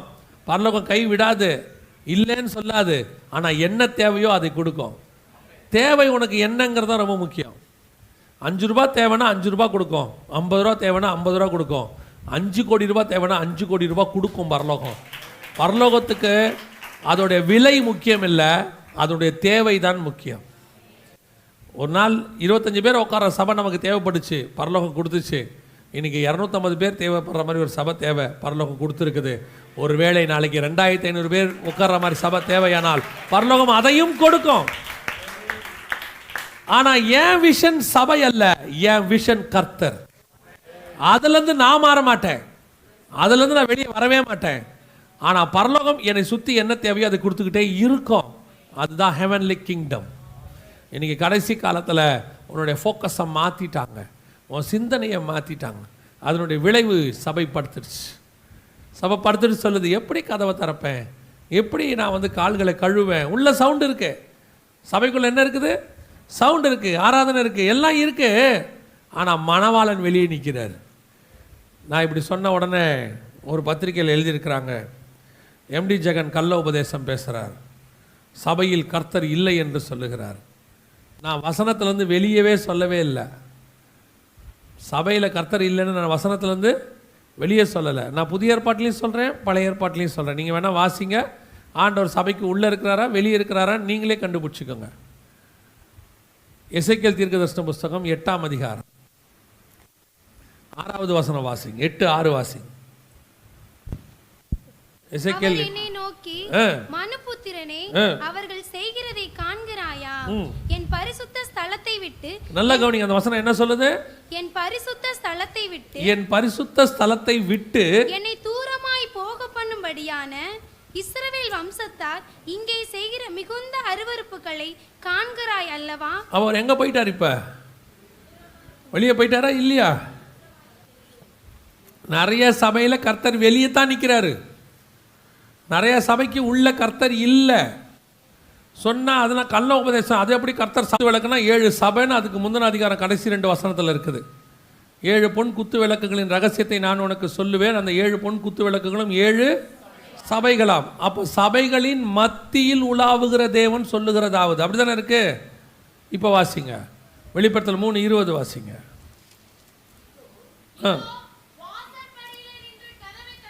மத்தியில் இருந்தவர் எங்கே போயிட்டாரு அப்படின்னா, வாசப்படி எங்கே இருக்குது? வெளியே இருக்குது. நடுவில் இருந்தவர் எங்கே போயிட்டாரு? வெளியே போயிட்டாரு. புதிய ஏற்பாட்டிலையும் வெளியே போயிட்டாரு, பழைய ஏற்பாட்டிலையும் வெளியே போயிட்டாரு. அவன் ஆலயத்திலிருந்து வெளியே போயிட்டாரு, சபையிலிருந்து வெளியே போயிட்டாரு. இன்னைக்கு நிறைய சபையில் கர்த்தர் உள்ள இல்லை, வெளியே நின்றுக்கிட்டு இருக்கிறாரு. உள்ள ஆனால் என்ன இருக்கு? சவுண்ட் இருக்கு. படுத்தேன், கால்களை கழுவினேன், வஸ்திரத்தை கலைந்தேன், எப்படி உடுப்பேன், உள்ள எல்லா சவுண்டும் கேட்டுக்கிட்டே இருக்குது. ஆனால் கர்த்தர் வெளியே நின்றுக்கிட்டு இருக்கிறார். இந்த ஆண்டவர் தான் இப்போ நம்மக்கிட்ட என்ன எதிர்பார்க்குறா தெரியுமா? மனவாட்டிக்கிட்ட, ஒரு தடவை நான் வந்தேன், என்னை வெளியே நிற்க வச்சுட்டாங்க, இந்த தடவையாவது நான் வரும்போது நீ வாசலை நின்று என்னை வான்னு கூப்பிடு, என்னை உள்ளே கூப்பிடு. அதுதான் கர்த்தருடைய எதிர்பார்ப்பு. இஸ்ரவேலை பார்த்து நான் கூப்பிட்டேன், என்னிடத்துல வான்னு சொன்னேன், அவன் வரல. தாகமாக இருக்கிறவன் இடத்துல வான்னு சொன்னேன், வரல. இப்போ நீ எனக்கு ஆண்டவர்கிட்ட ஒரு பெரிய ஆசை என்ன தெரியுங்களா? அதாவது நம்மக்கிட்ட என்னென்ன சுபாவம் இருக்குதோ அதில் நிறைய சுபாவம் நமக்கு கர்த்தர்கிட்ட வந்தது. ஏன்னா அவர் சாயலாம் அவர் ரூபத்தின் மட்டும் படைக்கப்பட்டோம், அவர்கிட்ட வந்தது. கொஞ்சம் சாயல் ஆதாமுக்கிட்டேருந்து வந்தது. ஏன்னா சேர்த்து பிறக்கும்போது வசனம் சொல்லுது, ஆதாம் தன் சாயலாய் ஒரு குமாரனை பெற்றான். ஆதாம் படைக்கும் போது தேவ சாயல், இவன் பழத்தை சாப்பிட்டான். இப்போ ஆதாமுக்குள்ள என்ன வந்துருச்சு? மனுஷ சாயல். இப்போ நாம் தேவனுக்குள்ளே பிறந்துட்டோம். இப்போ நமக்குள்ள தேவனுடைய சாயல் வந்துக்கிட்டு இருக்குது. இப்போ நம்மக்கிட்ட இருக்கிற நிறைய சுபாவம் தேவனுடைய சுபாவம். அதில் ஒரு சுபாவம் என்ன தெரியுமா? தேவன் எதையெல்லாம் இழந்தாரோ அதை பெற்றுக்கொள்ள வேண்டும் என்று விரும்புவார். நான் இழந்து போனவைகளை தேடவும் ரட்சிக்கவுமே வந்தேன். அதில் ஒன்று என்ன தெரியுமா? இஸ்ரவேல் ஜனங்களோட உலாவை வந்தார், அவங்க ஓடிட்டான். தேவரீர் தோட்டத்தில் உலாவுகிற சத்தத்தை கேட்டு பயந்து ஓடிட்டான். ரெண்டாவது, இஸ்ரவேல் ஜனங்களோட பேச விரும்பினார். அவன் சொல்லிட்டான், நீங்கள் பேச வேண்டாம், மோசே பேசட்டும். இஸ்ரவேல் நடுவில் வாசம் பண்ண வந்தார். அவன் பாவம் செஞ்சு அவன் கூடாரத்தை தூக்கி வெளியே போட்டான். இப்படி ஆண்டவர் கொஞ்சம் கொஞ்சமாக அவங்ககிட்ட வர வர அவன் அவரை விட்டு தூரம் போய்கிட்டே இருந்தான். இப்போ ஆண்டவர் அதெல்லாம் நம்மகிட்ட எதிர்பார்க்குறாரு. புதிய ஏற்பாட்டு சபைகிட்ட எதிர்பார்க்குறாரு. அவன் தோட்டத்தில் உலாவின தேவன் 7 பொன் குத்து விளக்குகளின் மத்தியில் உலாவி கொண்டிருக்கிறார். அவங்ககிட்ட பேசும்போது அவன் பேச வேணான்னு சொன்னான். இப்போ கர்த்தர் நம்மகிட்ட ஆவியானவர் சொல்லுகிறதை காது உள்ளவன் கேட்க கடவன்னு சொல்கிறார். அவன் எதெல்லாம் செய்யலையோ எல்லாத்தையும் நம்மகிட்ட கர்த்தர் எதிர்பார்க்குறாரு. அதில் ஒன்று தான், அவன் கர்த்தருக்கு கதவை அடைச்சிட்டான். இப்போ கர்த்தர் கேட்குறாரு, எனக்கு கதவை தர, நான் உள்ளே வரேன்னு சொல்லி கேட்குறாரு. அப்போ மணவாட்டி சபைகிட்ட கர்த்தர் எக்ஸ்பெக்ட் பண்ணது என்ன தெரியுமா?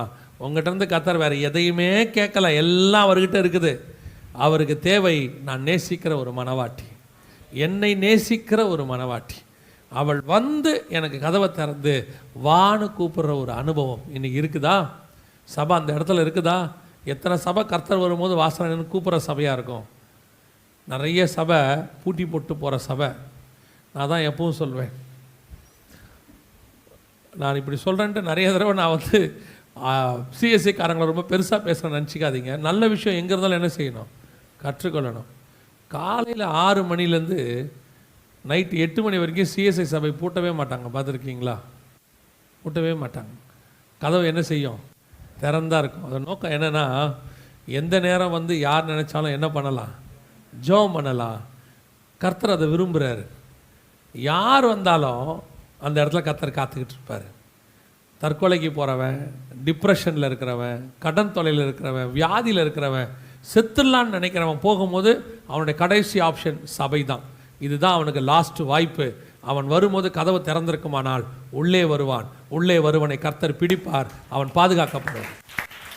சபை தான் கடைசி ஆப்ஷன். அதனால தான் எப்பவும் பாருங்கள் அவங்க கதவுகள்லாம் திறந்தா இருக்கும். நைட்டு தான் மூடுவாங்க. ஆனால் பெந்தகோஸ்தே சபை 80% பாருங்கள் மூடி தான் இருக்கும். நான் சொல்கிறது நிறைய சபைகள் ஞாயிற்றுக்கிழமை ஒரு நாள் தான் திறக்கும்.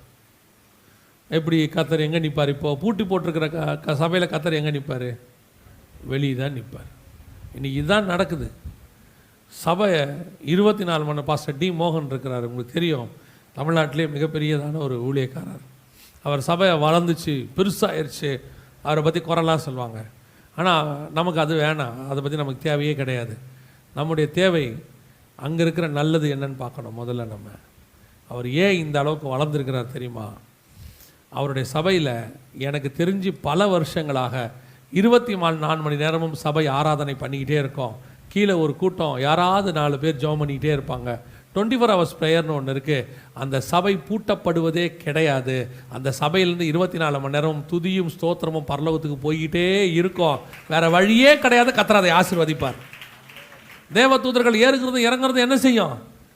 நடந்துகிட்டே இருக்கும் 24 hours.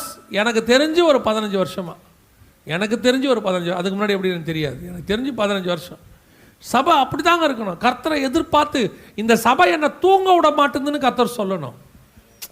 அவர் இஸ்ரவேலை காக்கிறவர் தூங்குவதும் இல்லை, உறங்குவதும் இல்லை. இந்த சபை என்ன ரெஸ்டே எடுக்க விட மாட்டேங்குது. அங்கேருந்து துதி கேட்டுக்கிட்டே இருக்கு, ஸ்தோத்திரம் கேட்டுக்கிட்டே இருக்கு.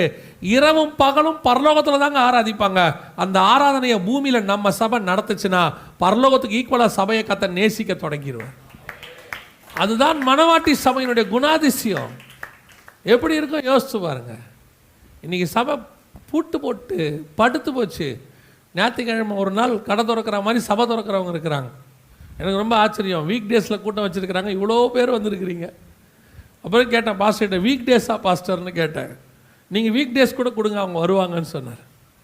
அதுவும் நீங்கள் செவ்வாய்க்கிழமை காலையில் இவ்வளோ பேர் வந்திருக்கீங்கிறது எனக்கு ரொம்ப ஆச்சரியமாக இருக்குது. பல சபைகளில் இப்போல்லாம் வீக் டேஸில் கூட்டம் வர்றதே ஞாயிற்றுக்கிழமையே வர்றதில்லை பாதி சபையில். ஆனால் கர்த்தருடைய பெரிய கிருபை, கர்த்தர் உங்கள் சபையை ஆசீர்வதிப்பார். இது இன்னும் பெருகணும், இன்னும் பெருகணும். சபை கர்த்தரை தூங்க விடவே கூடாது. கர்த்தரை நம்ம சபை எப்போ பார்த்தாலும் பார்த்துக்கிட்டே இருக்கணும். பிசாசுக்கிட்ட ஒரு நல்ல குணம் இருக்குது தெரியுமா உங்களுக்கு? அது என்ன பிசாசுக்கிட்ட ஒரு நல்ல குணம்ன்றீங்களா? பிசாசை பற்றி வசனம் சொல்லும், இரவும் பகலும் சகோதரரை குற்றப்படுத்துகிறவன். 24 hours அவன் என்ன பண்ணுறான்னா நம்மளை பற்றி குறை பண்ணிக்கிட்டே இருக்கிறானா. யாருக்கிட்ட? ஆண்டவர்கிட்ட. நம்ம சபை எப்படி இருக்கணும் தெரியுமா?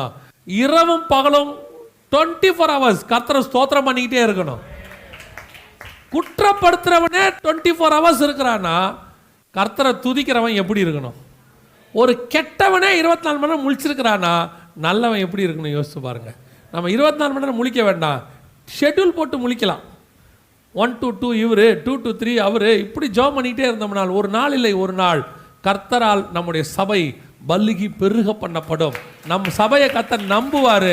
ஆத்துமாக்களை அவரே கொண்டு வந்து கொள்ளை பொருளாக கொடுப்பார். ஏன்? இந்த சபை எனக்கு பிரியமான சபைன்னு சொல்வார். அதை பார்த்து தான் கர்த்தர் சொல்வார், என் பிரியமே, என் உத்தமியே, என் புறாவே. இதுதான் ஆண்டவர் சொல்வார். அப்படித்தான் சபை மாறணும். அல்லேலூயா. முதலாவது மணவாட்டி சபைக்குரிய குணாதிசயம் என்ன அப்படின்னா, படுக்கக்கூடாது, கதவை சாத்தக்கூடாது, அவள் வாசலில் நின்று வரவேற்கிறவளாய் காணப்பட வேண்டும். ரெண்டாவது மணவாட்டி சபைக்குரிய குணாதிசயம் என்ன? வாசிங்க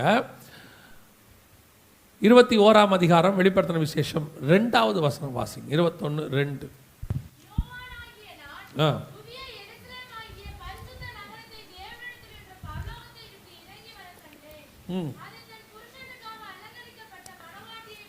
தன் புருஷனுக்காக அலங்கரிக்கப்பட்ட மணவாட்டியை போல ஆயத்தமாக்கப்பட்டிருந்தது.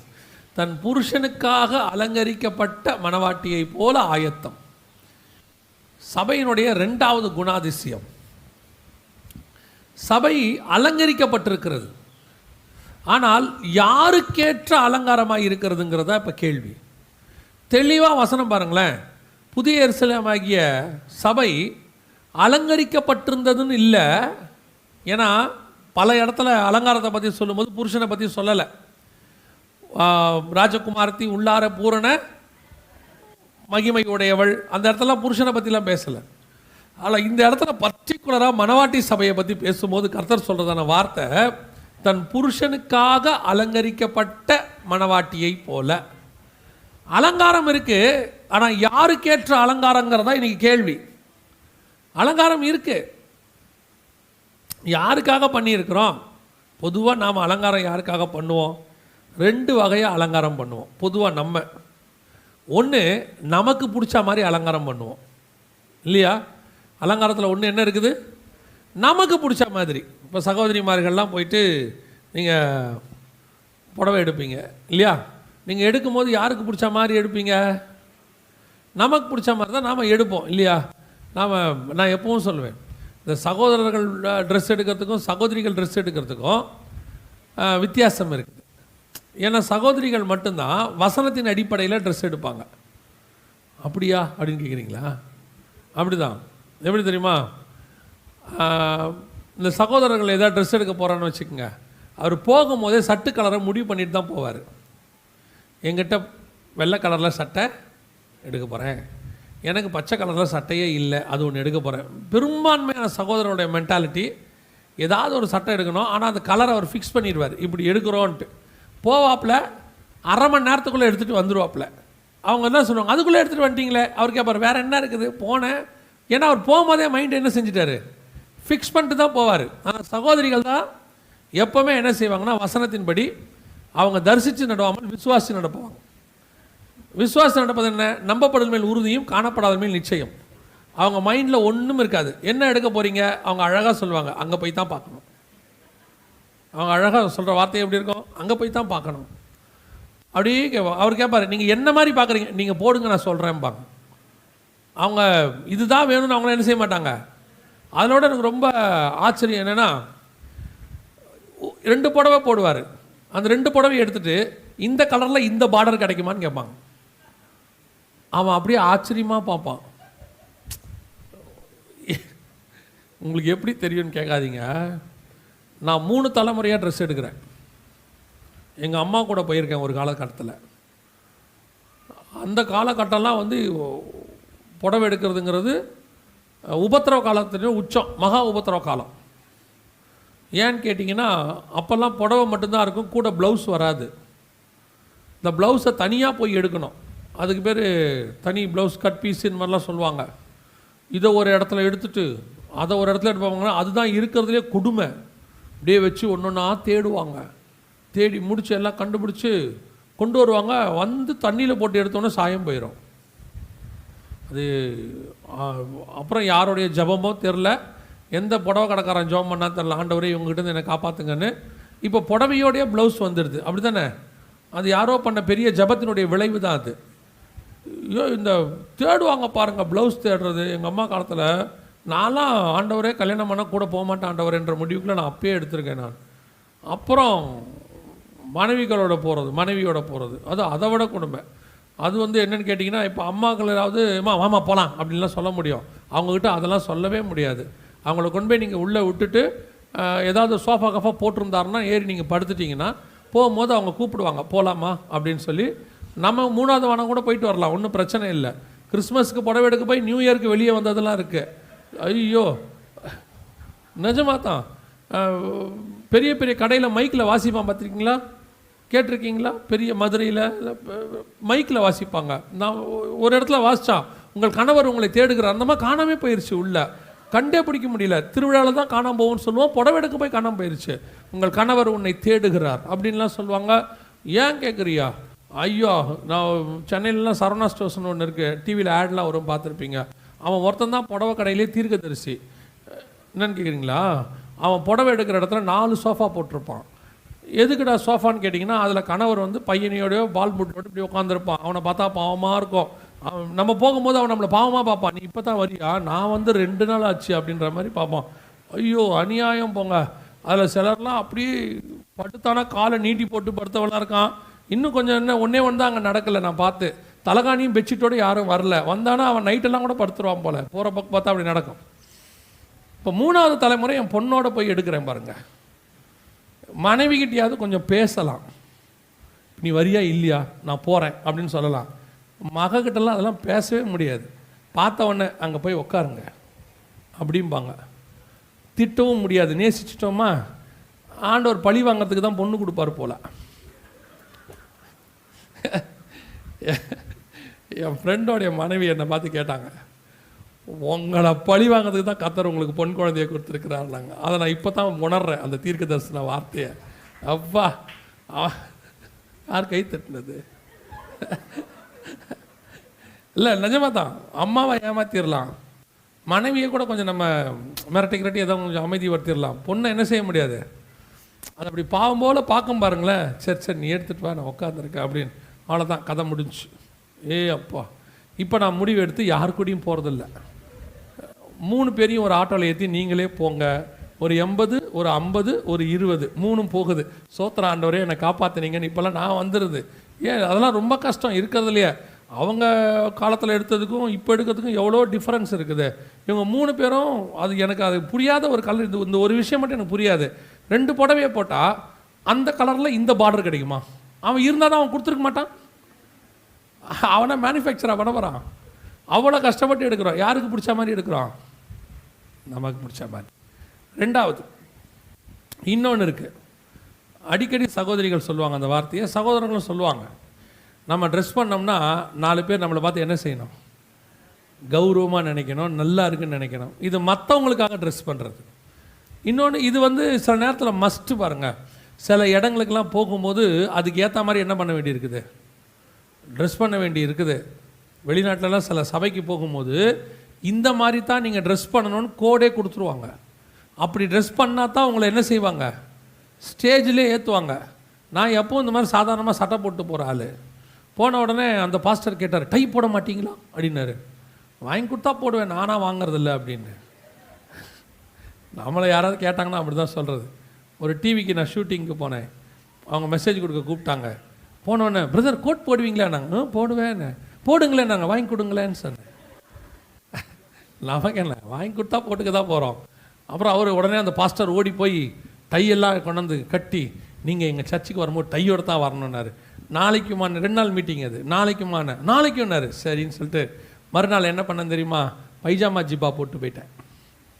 காலரே இல்லாமல் ஒரு ரவுண்ட் காலரில் ஒரு ஜிப்பா இருக்கும்ல, இப்போ எப்படி டை கட்டுவீங்க? எதுக்கு சொல்கிறேன்னா, டை கட்டுறது தப்பு இல்லை, கட்டினா தான் பிரசங்கம் பண்ண விடுவேன்னா தப்பு இல்லையா? பிரசங்கம் டைக்கு இல்லை, கர்த்தருடைய வார்த்தைக்கு தான் இருக்கு. உங்கள் ட்ரெஸ் கோடை நான் பாராட்டுறேன், இல்லைன்னு சொல்ல. ஆனால் அது இல்லாட்டி மேலே ஏற்ற மாட்டேன்னு சொல்லக்கூடாது. ஒருத்தர் தெரியாமல் வந்துட்டான், என்ன பண்ண முடியும்? அதனால் நீங்கள் வந்து மேலே ஏற்றவே மாட்டேன்பீங்களா? நாளைக்கு நாங்கள் காலரே இல்லாமல் சட்டை போடுவோமே, அப்போ என்ன பண்ணுவீங்க? டை கட்ட சொல்லுவீங்களா? நீங்கள் இது மற்றவங்களுக்காக பண்ணுறது. இது இன்னைக்கு இந்த 2 வகையான சபை இருக்கிறது. ஒன்று, எனக்கு ஏற்ற மாதிரி சர்ச் இருக்கணும் அப்படின்னு ஒரு குரூப் இருக்குது. ஒரு குரூப் இருக்குது. சபை வந்து எப்படி இருக்கணும், அவங்களுக்கு ஏற்ற மாதிரி இருக்கணும், ஆராதனை அவங்களுக்கு ஏற்ற மாதிரி இருக்கணும், பாஸ்டர் அவங்களுக்கு ஏற்ற மாதிரி பிரசங்கம் பண்ணணும். ஏதாவது கொஞ்சம் பண்ண உடனே பாஸ்டர் ரொம்ப மோசம் அப்படின்றான். ஒரு சபைக்கு ஊழியத்துக்கு போயிருந்தோம். பாஸ்டர் என்ன பண்ணார், ஒரு விசுவாசிகிட்ட கூப்பிட்டு, ஐயாவுக்கு மதியம் நீங்கள் கொண்டு போய் சாப்பாடு வாங்கி கொடுங்க. அவர் கேட்டிருப்பார் போல். உடனே அவரை விட்டார். அவரும் காரில் கூட்டிகிட்டு போகிறார். போகும்போது அந்த விசுவாசி எங்கிட்ட சொல்கிறார், பாஸ்டர் எங்கள் பாஸ்டர் கொஞ்சம் அட்வைஸ் பண்ணுங்களேன் அப்படின்னாரு. உங்கள் பாஸ்டருக்கு நான் அட்வைஸ் பண்ணவா, என்ன விஷயம்னு கேட்டேன். அவர் சொன்னார், எங்கள் பேச்சை பாஸ்டர் கேட்கவே மாட்டுறாரு. யார் பேச்சை யார் கேட்கணும்? இப்போது இது என்ன, இது பேச்சை கேட்குறதுனா என்ன பிரசங்கம் எப்படி இருக்குது அப்படின்னு கேட்டால் ரொம்ப ஸ்ட்ராங்காக இருக்குது அவங்களுக்கு. அது அவங்களுக்கு பிடிக்கல. நிறைய பேர் என்ன நினைக்கிறான், நமக்கு ஏற்ற மாதிரி பிரசங்கம். ஒரு சிலர்லாம் ஆண்டவருக்கே கட்டளை போட்டு வரான் தெரியுமா, இன்று நீர் இப்படி பேச வேண்டும் ஆண்டவரே, நீங்கள் இன்றைக்கி என் பேரை சொல்லி கூப்பிடணும். கூப்பிடாட்டி என்ன பண்ணுவீங்க? அன்றைக்கி கூப்பிடல என்ன பண்ண போகிறீங்க? போகும்போது ஆண்டவர்கிட்ட சொல்லிட்டு போவீங்களா, என்ன மறந்துட்டீங்களா, நாளைக்கு உங்களுக்கு லாஸ்ட் சான்ஸ் கொடுக்குறேன் கூப்பிட்டு அப்படி சொல்லுவீங்களா? நானும் சகோதரரும் ஒரு ஊழியத்துக்கு போயிருந்தோம். சாட்சி நேரம்னு ஒன்று சொன்னாங்க.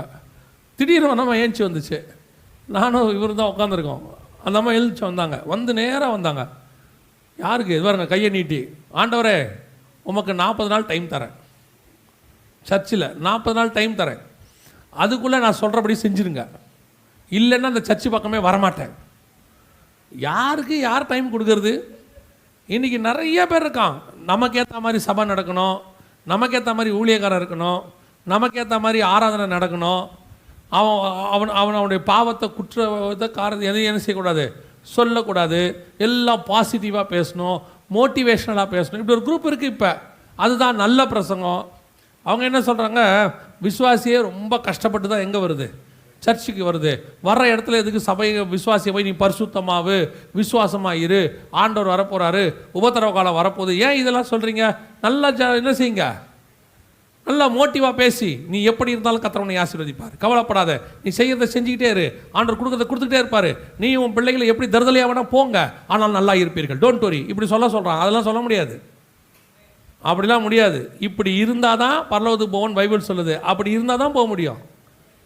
நீங்கள் வேணால் உங்கள் பையன்கிட்ட சொல்லி பாருங்கள், டே ஸ்கூலுக்கே போவாத, கட்டடி, எங்கே வேணால் போ, நீ கவலைப்படாத, கர்த்தர் உன்னை பாஸ் ஆக்கிடுவார். ஆக்குவார்.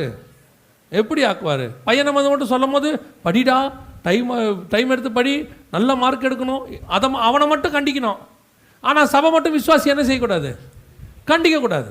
ஒரு குரூப் இருக்குது, அவங்களுக்கு ஏற்ற மாதிரி நடக்கும். ஒருத்தர் வந்து என்கிட்ட சொன்னார், இந்த ஏரியாவில் இருக்கிற எல்லா சர்ச்சும் பார்த்துட்டேன் பிரதர், ஒரு சர்ச்சு கூட ஒழுங்காக இல்லைன்னார். நான் சொன்னேன், நீ இல்லை, 3 வருஷத்துக்கு 30 சர்ச்சுக்கு போகிறதுக்கு பதிலாக ஒரே சர்ச்சுக்கு நீ 3 வருஷம் உருப்பிட்டுருவேன். ஒரு சர்ச்சாக போகிறது.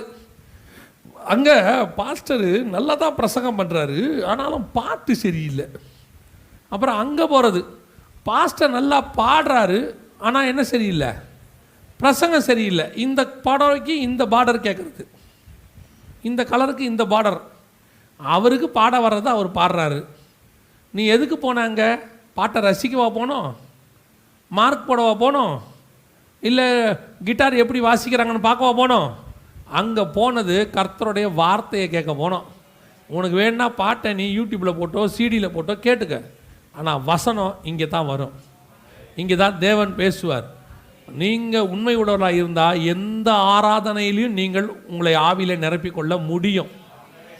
குரல் முக்கியம் இல்லை. பைபிளில் நல்ல குரல் வளத்தோடும் நல்ல இசையோடும் பாடுங்கள்னா சொல்லலை, நல்ல ஆவியோடும் உண்மையோடும் தான் பாடுங்கன்னு சொல்லியிருக்கு.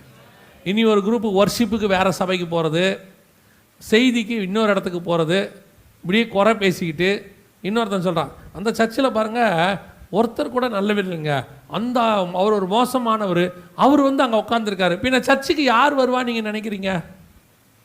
சபைக்கு யார் வருவா? பாவி தான் வருவான். மனம் திரும்பது கர்த்தர் எங்கே கூப்பிட்டு வந்திருக்காரு? சபை கூப்பிட்டு வந்திருக்காரு. நீங்கள் அவன் வரக்கூடாதுங்கிறீங்க. நீங்கள் இப்போ சொல்கிறது எப்படி இருக்கு தெரியுமா? நான் அந்த ஹாஸ்பிட்டலுக்கு போனேங்க, ஒரே நோயாளிகளாக இருக்கிறாங்க. பின்ன ஹாஸ்பிட்டலில் யார் இருப்பா? நோயாளி தான் இருப்பான். சுகமாகறது தானே வந்திருக்கிறான் அவன். இன்றைக்கி சில ஸ்கூலில் சொல்கிறான், ஏன் அவர் தான் அப்படி சொல்கிறாங்கன்னே தெரிய மாட்டேங்குது. உங்கள் பிள்ளை ஒழுங்காக படிக்க மாட்டேங்குது, நீங்கள் பேசாமல் உங்கள் வீட்டுக்கு கூப்பிட்டு போயிருங்க. யோ படிக்கலன்னு தானே என் ஸ்கூலுக்கு கூப்பிட்டு வந்தோம். அப்போ ஸ்கூலில் இருக்கிறவங்களாம் நல்லா படிக்கிற பிள்ளையாகவே இருக்கணுமா? உனக்கு என்ன, நாங்கள் வீட்டில் படிக்க வச்சு டியூஷன் படிக்க வச்சு நல்லா ஆக்கி ஸ்கூலுக்கு அனுப்புனா நீங்கள் மார்க் வாங்கி நல்ல பேர் வாங்கிடுவீங்க. அப்படி ஒரு ஸ்கூலு. படிக்காதவன் தான் ஸ்கூலுக்கு வருவான், மக்கு தான் வரும். அவனை சரி பண்ணுறதுக்கு தான் ஸ்கூல் இருக்குது. ஒரு நோயாளி தான் ஹாஸ்பிட்டலுக்கு வருவான், அவனை சரி பண்ணுறதுக்கு தான் ஹாஸ்பிட்டல் இருக்குது. ஒரு பாவி சபைக்கு தான் வருவான், அவனை சரி பண்ணுறதுக்கு தான் சபை இருக்குது. இன்னைக்கு ஒரு குரூப் உட்காந்துக்கிட்டு சபைக்குள்ள அவர் இருக்கிறார், இவர் இருக்கிறார், இருப்பான், இங்கே தான் இருப்பான். அவன் இங்கே இருந்து சரியாகிறது கர்த்தர் வச்சிருக்கிறாரு. கர்த்தர் சரி பண்ணாமல் வரவெல்லாம் பரிசுத்தவனாக இருக்கணும்னா சபைக்குள்ளே ஒருத்தனும் இருக்க முடியாது. 12 வருஷம் ஒரு சபையில் ஒரு ஊழியக்காரர்கிட்ட போய் உட்காந்து வந்துருக்கிறேன். நான் எவ்வளோ பெரிய பாவின்னு எனக்கு தெரியும். அந்த மனுஷனுடைய பிரசங்கம் ஆண்டவர் அவர் மூலமாய் கொஞ்சம் கொஞ்சமாக மாற்றி அந்த 12 வருஷமும் அவர் பொறுமையாக மாற்றினதனுடைய விளைவு இன்றைக்கி ஒரு ஊழியக்காரனை கர்த்தர் கொண்டு வந்து நிற்க வச்சிருக்கிறேன். இன்றைக்கி நம்ம என்ன நினைக்கிறோம்? வரும்போது சபை அப்படி இருக்கணும் இப்படி இருக்கணும். இருக்காதுங்க. நீங்கள் நினைக்கிற மாதிரி சபை இருக்காது, இருக்கவும் கூடாது. ரெண்டாவது, சபை எப்படி இருக்கணும்னு நினைக்கிறாங்க தெரியுமா? 4 பேர் பார்த்தா எங்கள் சபையை கௌரவமாக நினைக்கிறோம். சபை எப்படி இருக்கணும்? எல்லாருக்கும் பிடிக்கிற மாதிரி இருக்கணும். சபையுடைய அலங்காரம் எப்படி இருக்கணும்? யாராவது பார்த்து சொல்லணும். சிலருக்கெல்லாம் அந்த பெரிய சபையுடைய பேர் சொல்கிறதுலையே ஒரு பெருமை இருக்குது. ஆக்சுவலாக நாங்கள்லாம் அந்த சர்ச்சு மெம்பர். என்ன இருக்குது இதில் என்ன பெருமை இருக்குது? இந்த அலங்காரத்தில் என்ன ஒரு பெருமை இருக்குது? அந்த எங்கள் சர்ச்சுக்கு நீங்கள் வந்து பாருங்களேன். சரி, உங்கள் சர்ச்சுக்கு வரோம், பெருசாக இருக்கும், சீட்டெல்லாம் சூப்பராக போட்டிருப்பாங்க, ஃபுல் ஏசி, ஸ்பீக்கரெல்லாம் ரொம்ப நல்லா இருக்கும். இது சாட்சியா? என் சர்ச்சுக்கு வா, ஆவிக்குரிய வார்த்தைகளில் எங்கள் சபை மாதிரி எங்கேயும் உனக்கு கிடைக்காதுன்னு கூப்பிட்றான் பார், அதுதான் சாட்சி. என் சபைக்கு வாங்க, கர்த்தர் உன்னோடு கூட பேசுவார், ஆவியானவர் அங்கே அசைவாடுறாரு, அதான் சாட்சி. ஒரு பிள்ளைய சபையை விட்டு போயிருச்சு, ஒரு வாலிப பிள்ளை. அப்போ ஒரு ஊழியக்காரர் கேட்குறாரு, இந்த பிள்ளை உங்கள் வீட்டுக்கிட்ட இருக்கிற பிள்ளை போயிருச்சுமா, கொஞ்சம் ஏன்னு கேளுங்க பிரதர்னாரு. அப்புறம் அந்த பிள்ளையை கூப்பிட்டு கேட்டேன், ஏம்மா சர்ச்சுக்கு போகிறத விட்டுட்டியா? இப்போ எங்கே போகிறேன்னு? ஆனால் நான் வேற ஒரு சர்ச்சுக்கு போகிறேன் இப்போ. அப்படியா, நல்ல விஷயம். ஏன் இப்போ இதை விட்டுட்டு அங்கே போனேன்னு கேட்டேன். அப்போ இந்த பிள்ளை சொல்லிச்சு, அண்ணே நான் பழையசு முன்னாடி போனேன், அந்த பாஸ்டரு நின்றுக்கிட்டே பிரசங்கம் பண்ணுறாருண்ணே. எனக்கே இப்போ சந்தேகமாகி போச்சு, பிரசங்கம் எப்படி பண்ணணும்? நின்றுக்கிட்டு தானே பண்ணணும், நம்மளாம் நின்று தானே பண்ணுறோம். இப்போ நான் கேட்டேன், என்னம்மா சொல்ல வரேன், நின்றுக்கிட்டு நான் எப்படி? என்ன இல்லைண்ணே, அவர் இப்படியும் போக மாட்டார் அப்படியும் போட மாட்டார், இப்படி நின்றுக்கிட்டே பேசுகிறாரு, ஒரு மாதிரி போர் அடிக்குதுண்ணே. இப்போ போயிருக்க பிரசங்கர் என்னம்மா பண்ணுறாருன்னு கேட்டேன். ஸ்டேஜில் இந்த பக்கம் ஓடுறாரு, இந்த பக்கம் ஓடுறாரு, துள்ளுறாரு, குதிக்கிறாரு. பார்க்கும் போதே நமக்கு எப்படி இருக்குது? எனக்கு இப்போ அப்பத்துலேருந்து எனக்குமே ஒரு சந்தேகம், நம்மளும் துள்ளலாமா, நம்ம நின்றுக்கிட்டே பேசுகிறோமே, இது வந்து சரி வருமா? சபைக்கு நீ துள்றதை பார்க்க போனியா, செய்தி கேட்க போனியா? நாங்களாவது பரவாயில்ல நின்றுக்கிட்டு பேசுகிறோம், கொஞ்சம் பேர் இந்த மைக் எடுத்துகிட்டு இப்படி நடந்துக்கிட்டு பேசுகிறாங்க. ஏசுநாதர் உக்காந்துக்கிட்டு பேசுவார். யோசித்து பாருங்கள், நானாவது இப்படி ஆடுறோம்ல, அவர் அப்படியும் ஆட மாட்டார். ஏறி மலையின் மேல் உட்கார்ந்தார்னு இருக்கோம். உக்காந்துக்கிட்டே 3 மணி நாள் பேசுகிறாரு, காலிலேருந்து சாயங்காலம் வரைக்கும் பேசுகிறாரு. படகில் ஏறி உட்கார்ந்தார்னு இருக்கோம் லூக்கா 5 உக்காந்துக்கிட்டு பேசுகிறாரு.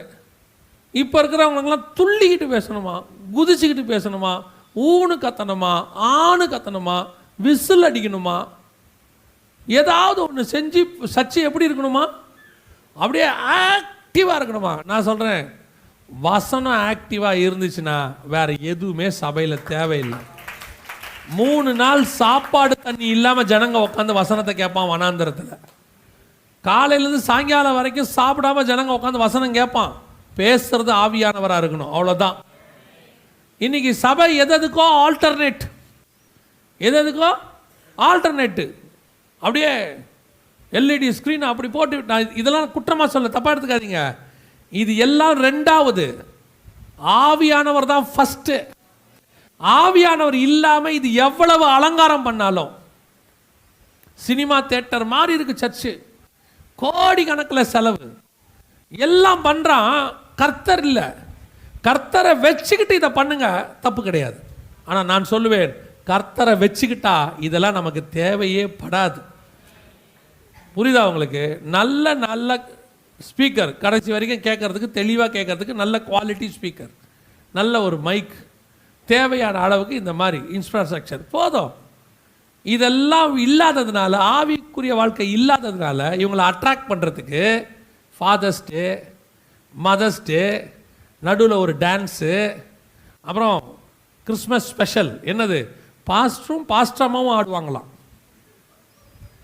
பாருங்க, நமக்கெல்லாம் அது கொடுத்தே வைக்காது, நம்ம வாழ்க்கையில் அப்படி பார்க்கவே முடியாது, சான்ஸே இல்லை. இல்லை, அவங்க போட்டிருக்காங்க, இன்று கிறிஸ்மஸ் ஸ்பெஷல், போதகர் அம்மாவுடைய விசேஷித்த நடனம். விளங்கும். யோசித்து பாருங்க, ஏன் இதெல்லாம் பண்ணுறான்? இதெல்லாம் பண்ணுறதுக்கு காரணம் என்ன? ஆவியானவர் இல்லை. ஆவியானவர் வசனம் பேச ஆரம்பிச்சாருன்னா 2 மணி நேரம் பத்தாது, ஆராதனையில் எல்லாத்தையும் கட் பண்ணிட்டு வசனத்துக்கு உட்காந்துருப்பான். ஆவியானவர் இல்லாததுனால வசனத்தை கட் பண்ணிட்டு இதோட உட்காந்துருக்கான். சபை நல்ல கவனிங்க, சபை உங்களுக்கு ஏற்ற மாதிரியும் இருக்காது, சபை வரவங்களுக்கு ஏற்ற மாதிரியும் இருக்காது. சபை மணவாளனுக்கு ஏற்ற மாதிரி தான் இருக்கும். மணவாளனுக்கு அலங்காரம் பண்ணப்பட்ட மணவாட்டி தான் சர்ச். நீங்கள் அதுக்கு தானே சபை. கர்த்தர் என்ன சொல்கிறாரோ அதான் பாட்டு, கர்த்தர் என்ன சொல்கிறாரோ அதான் வசனம். கர்த்தர் எப்படி சபையை நடத்த சொல்கிறாரோ அப்படி தான் நடத்த முடியும். ஒவ்வொருத்தருக்கு ஏற்ற மாதிரி நடத்த முடியாது. விசுவாசியும் சரி, அப்படி எதிர்பார்க்கக்கூடாது.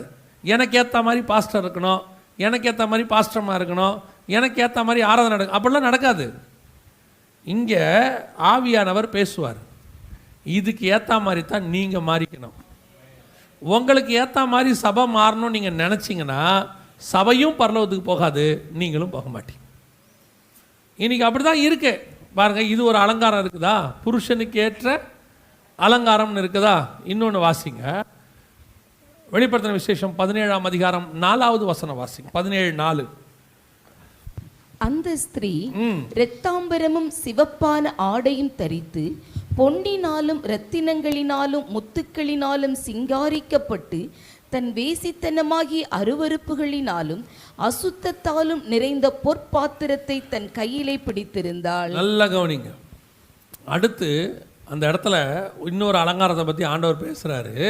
அந்த ஸ்திரீ இரத்தாம்பரமும் சிவப்பான ஆடையும் தரித்து பொன்னினாலும் ரத்தினங்களினாலும் முத்துக்களினாலும் சிங்காரிக்கப்பட்டு தன் வேசித்தனமாகிய அருவருப்புகளினாலும் அசுத்தத்தினாலும் நிறைந்த பொற்பாத்திரத்தை தன் கையிலே பிடித்திருந்தார். இது இன்னொரு வகையான அலங்காரம் இப்போ இருக்கு கடைசி காலத்தில். இதுதான் அது.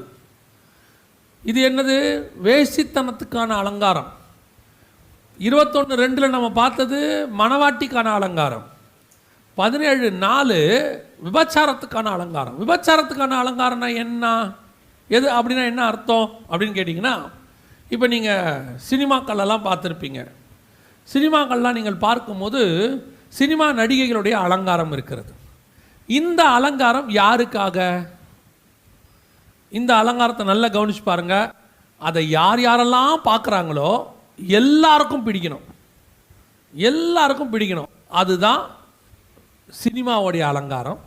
அது விபச்சார அலங்காரம். அவங்கள பார்க்குறவங்க அவங்க ட்ரெஸ்ஸை குறைச்சி போட்டு அருவருப்பாக போட்டு பார்க்குறவங்களுக்குலாம் அந்த நடிகை மேலே ஒரு ஆசை வரணும், பார்க்குறவங்க விரும்பணும் அப்படின்னு அலங்காரம் பண்ணுவாங்க. அதுக்கு பேர் விபச்சார அலங்காரம். ஆனால் இன்னொரு அலங்காரம் இருக்குது, மணவாட்டி அலங்காரம். யாருக்கு பிடிக்குது பிடிக்கல அதை பற்றிலாம் எனக்கு கவலையே கிடையாது. என் மணவாளனுக்கு பிடிச்சிருக்கு, நான் அப்படி தான் அலங்காரம் பண்ணுவேன், நான் இப்படி தான் இருப்பேன்.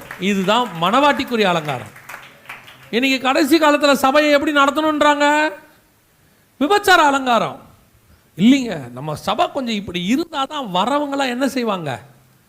சர்ச்சுக்கு தொடர்ந்து வருவாங்க. ஏன் இல்லை, நம்ம சபையை கொஞ்சம் பார்க்குறாங்கல்ல. நீ சபையை பார்க்காதடா, சபையை பார்க்காத. ஒரு காலத்தில் பெரிய பெரிய கட்டடம் கட்டி ஆர்சி சர்ச்சும் சிஎஸ்சி சர்ச்சுகளும் பேப்டிஸ்ட் சர்ச்சுகளும் பெருசாக கட்டின காலத்தில் ஊருக்கு வெளியே கொட்டா போட்டு ஒரு ட்ரம் அடித்த கூட்டம் தான் இன்னைக்கும் ஆவிக்குரிய வாழ்க்கையில் தாங்கி பிடிச்சிட்டு இருந்துச்சு. அவங்ககிட்ட அன்னைக்கு சபை கிடையாது, அவங்ககிட்ட அன்னைக்கு எந்த விதமான இன்ஃப்ராஸ்ட்ரக்சரும் கிடையாது, அரசாங்கத்தின் துணை கிடையாது. அவன் நம்பிக்கை ஒன்னே ஒன்று, என் மணவாளன் மேலே அவர் நடத்துவார்.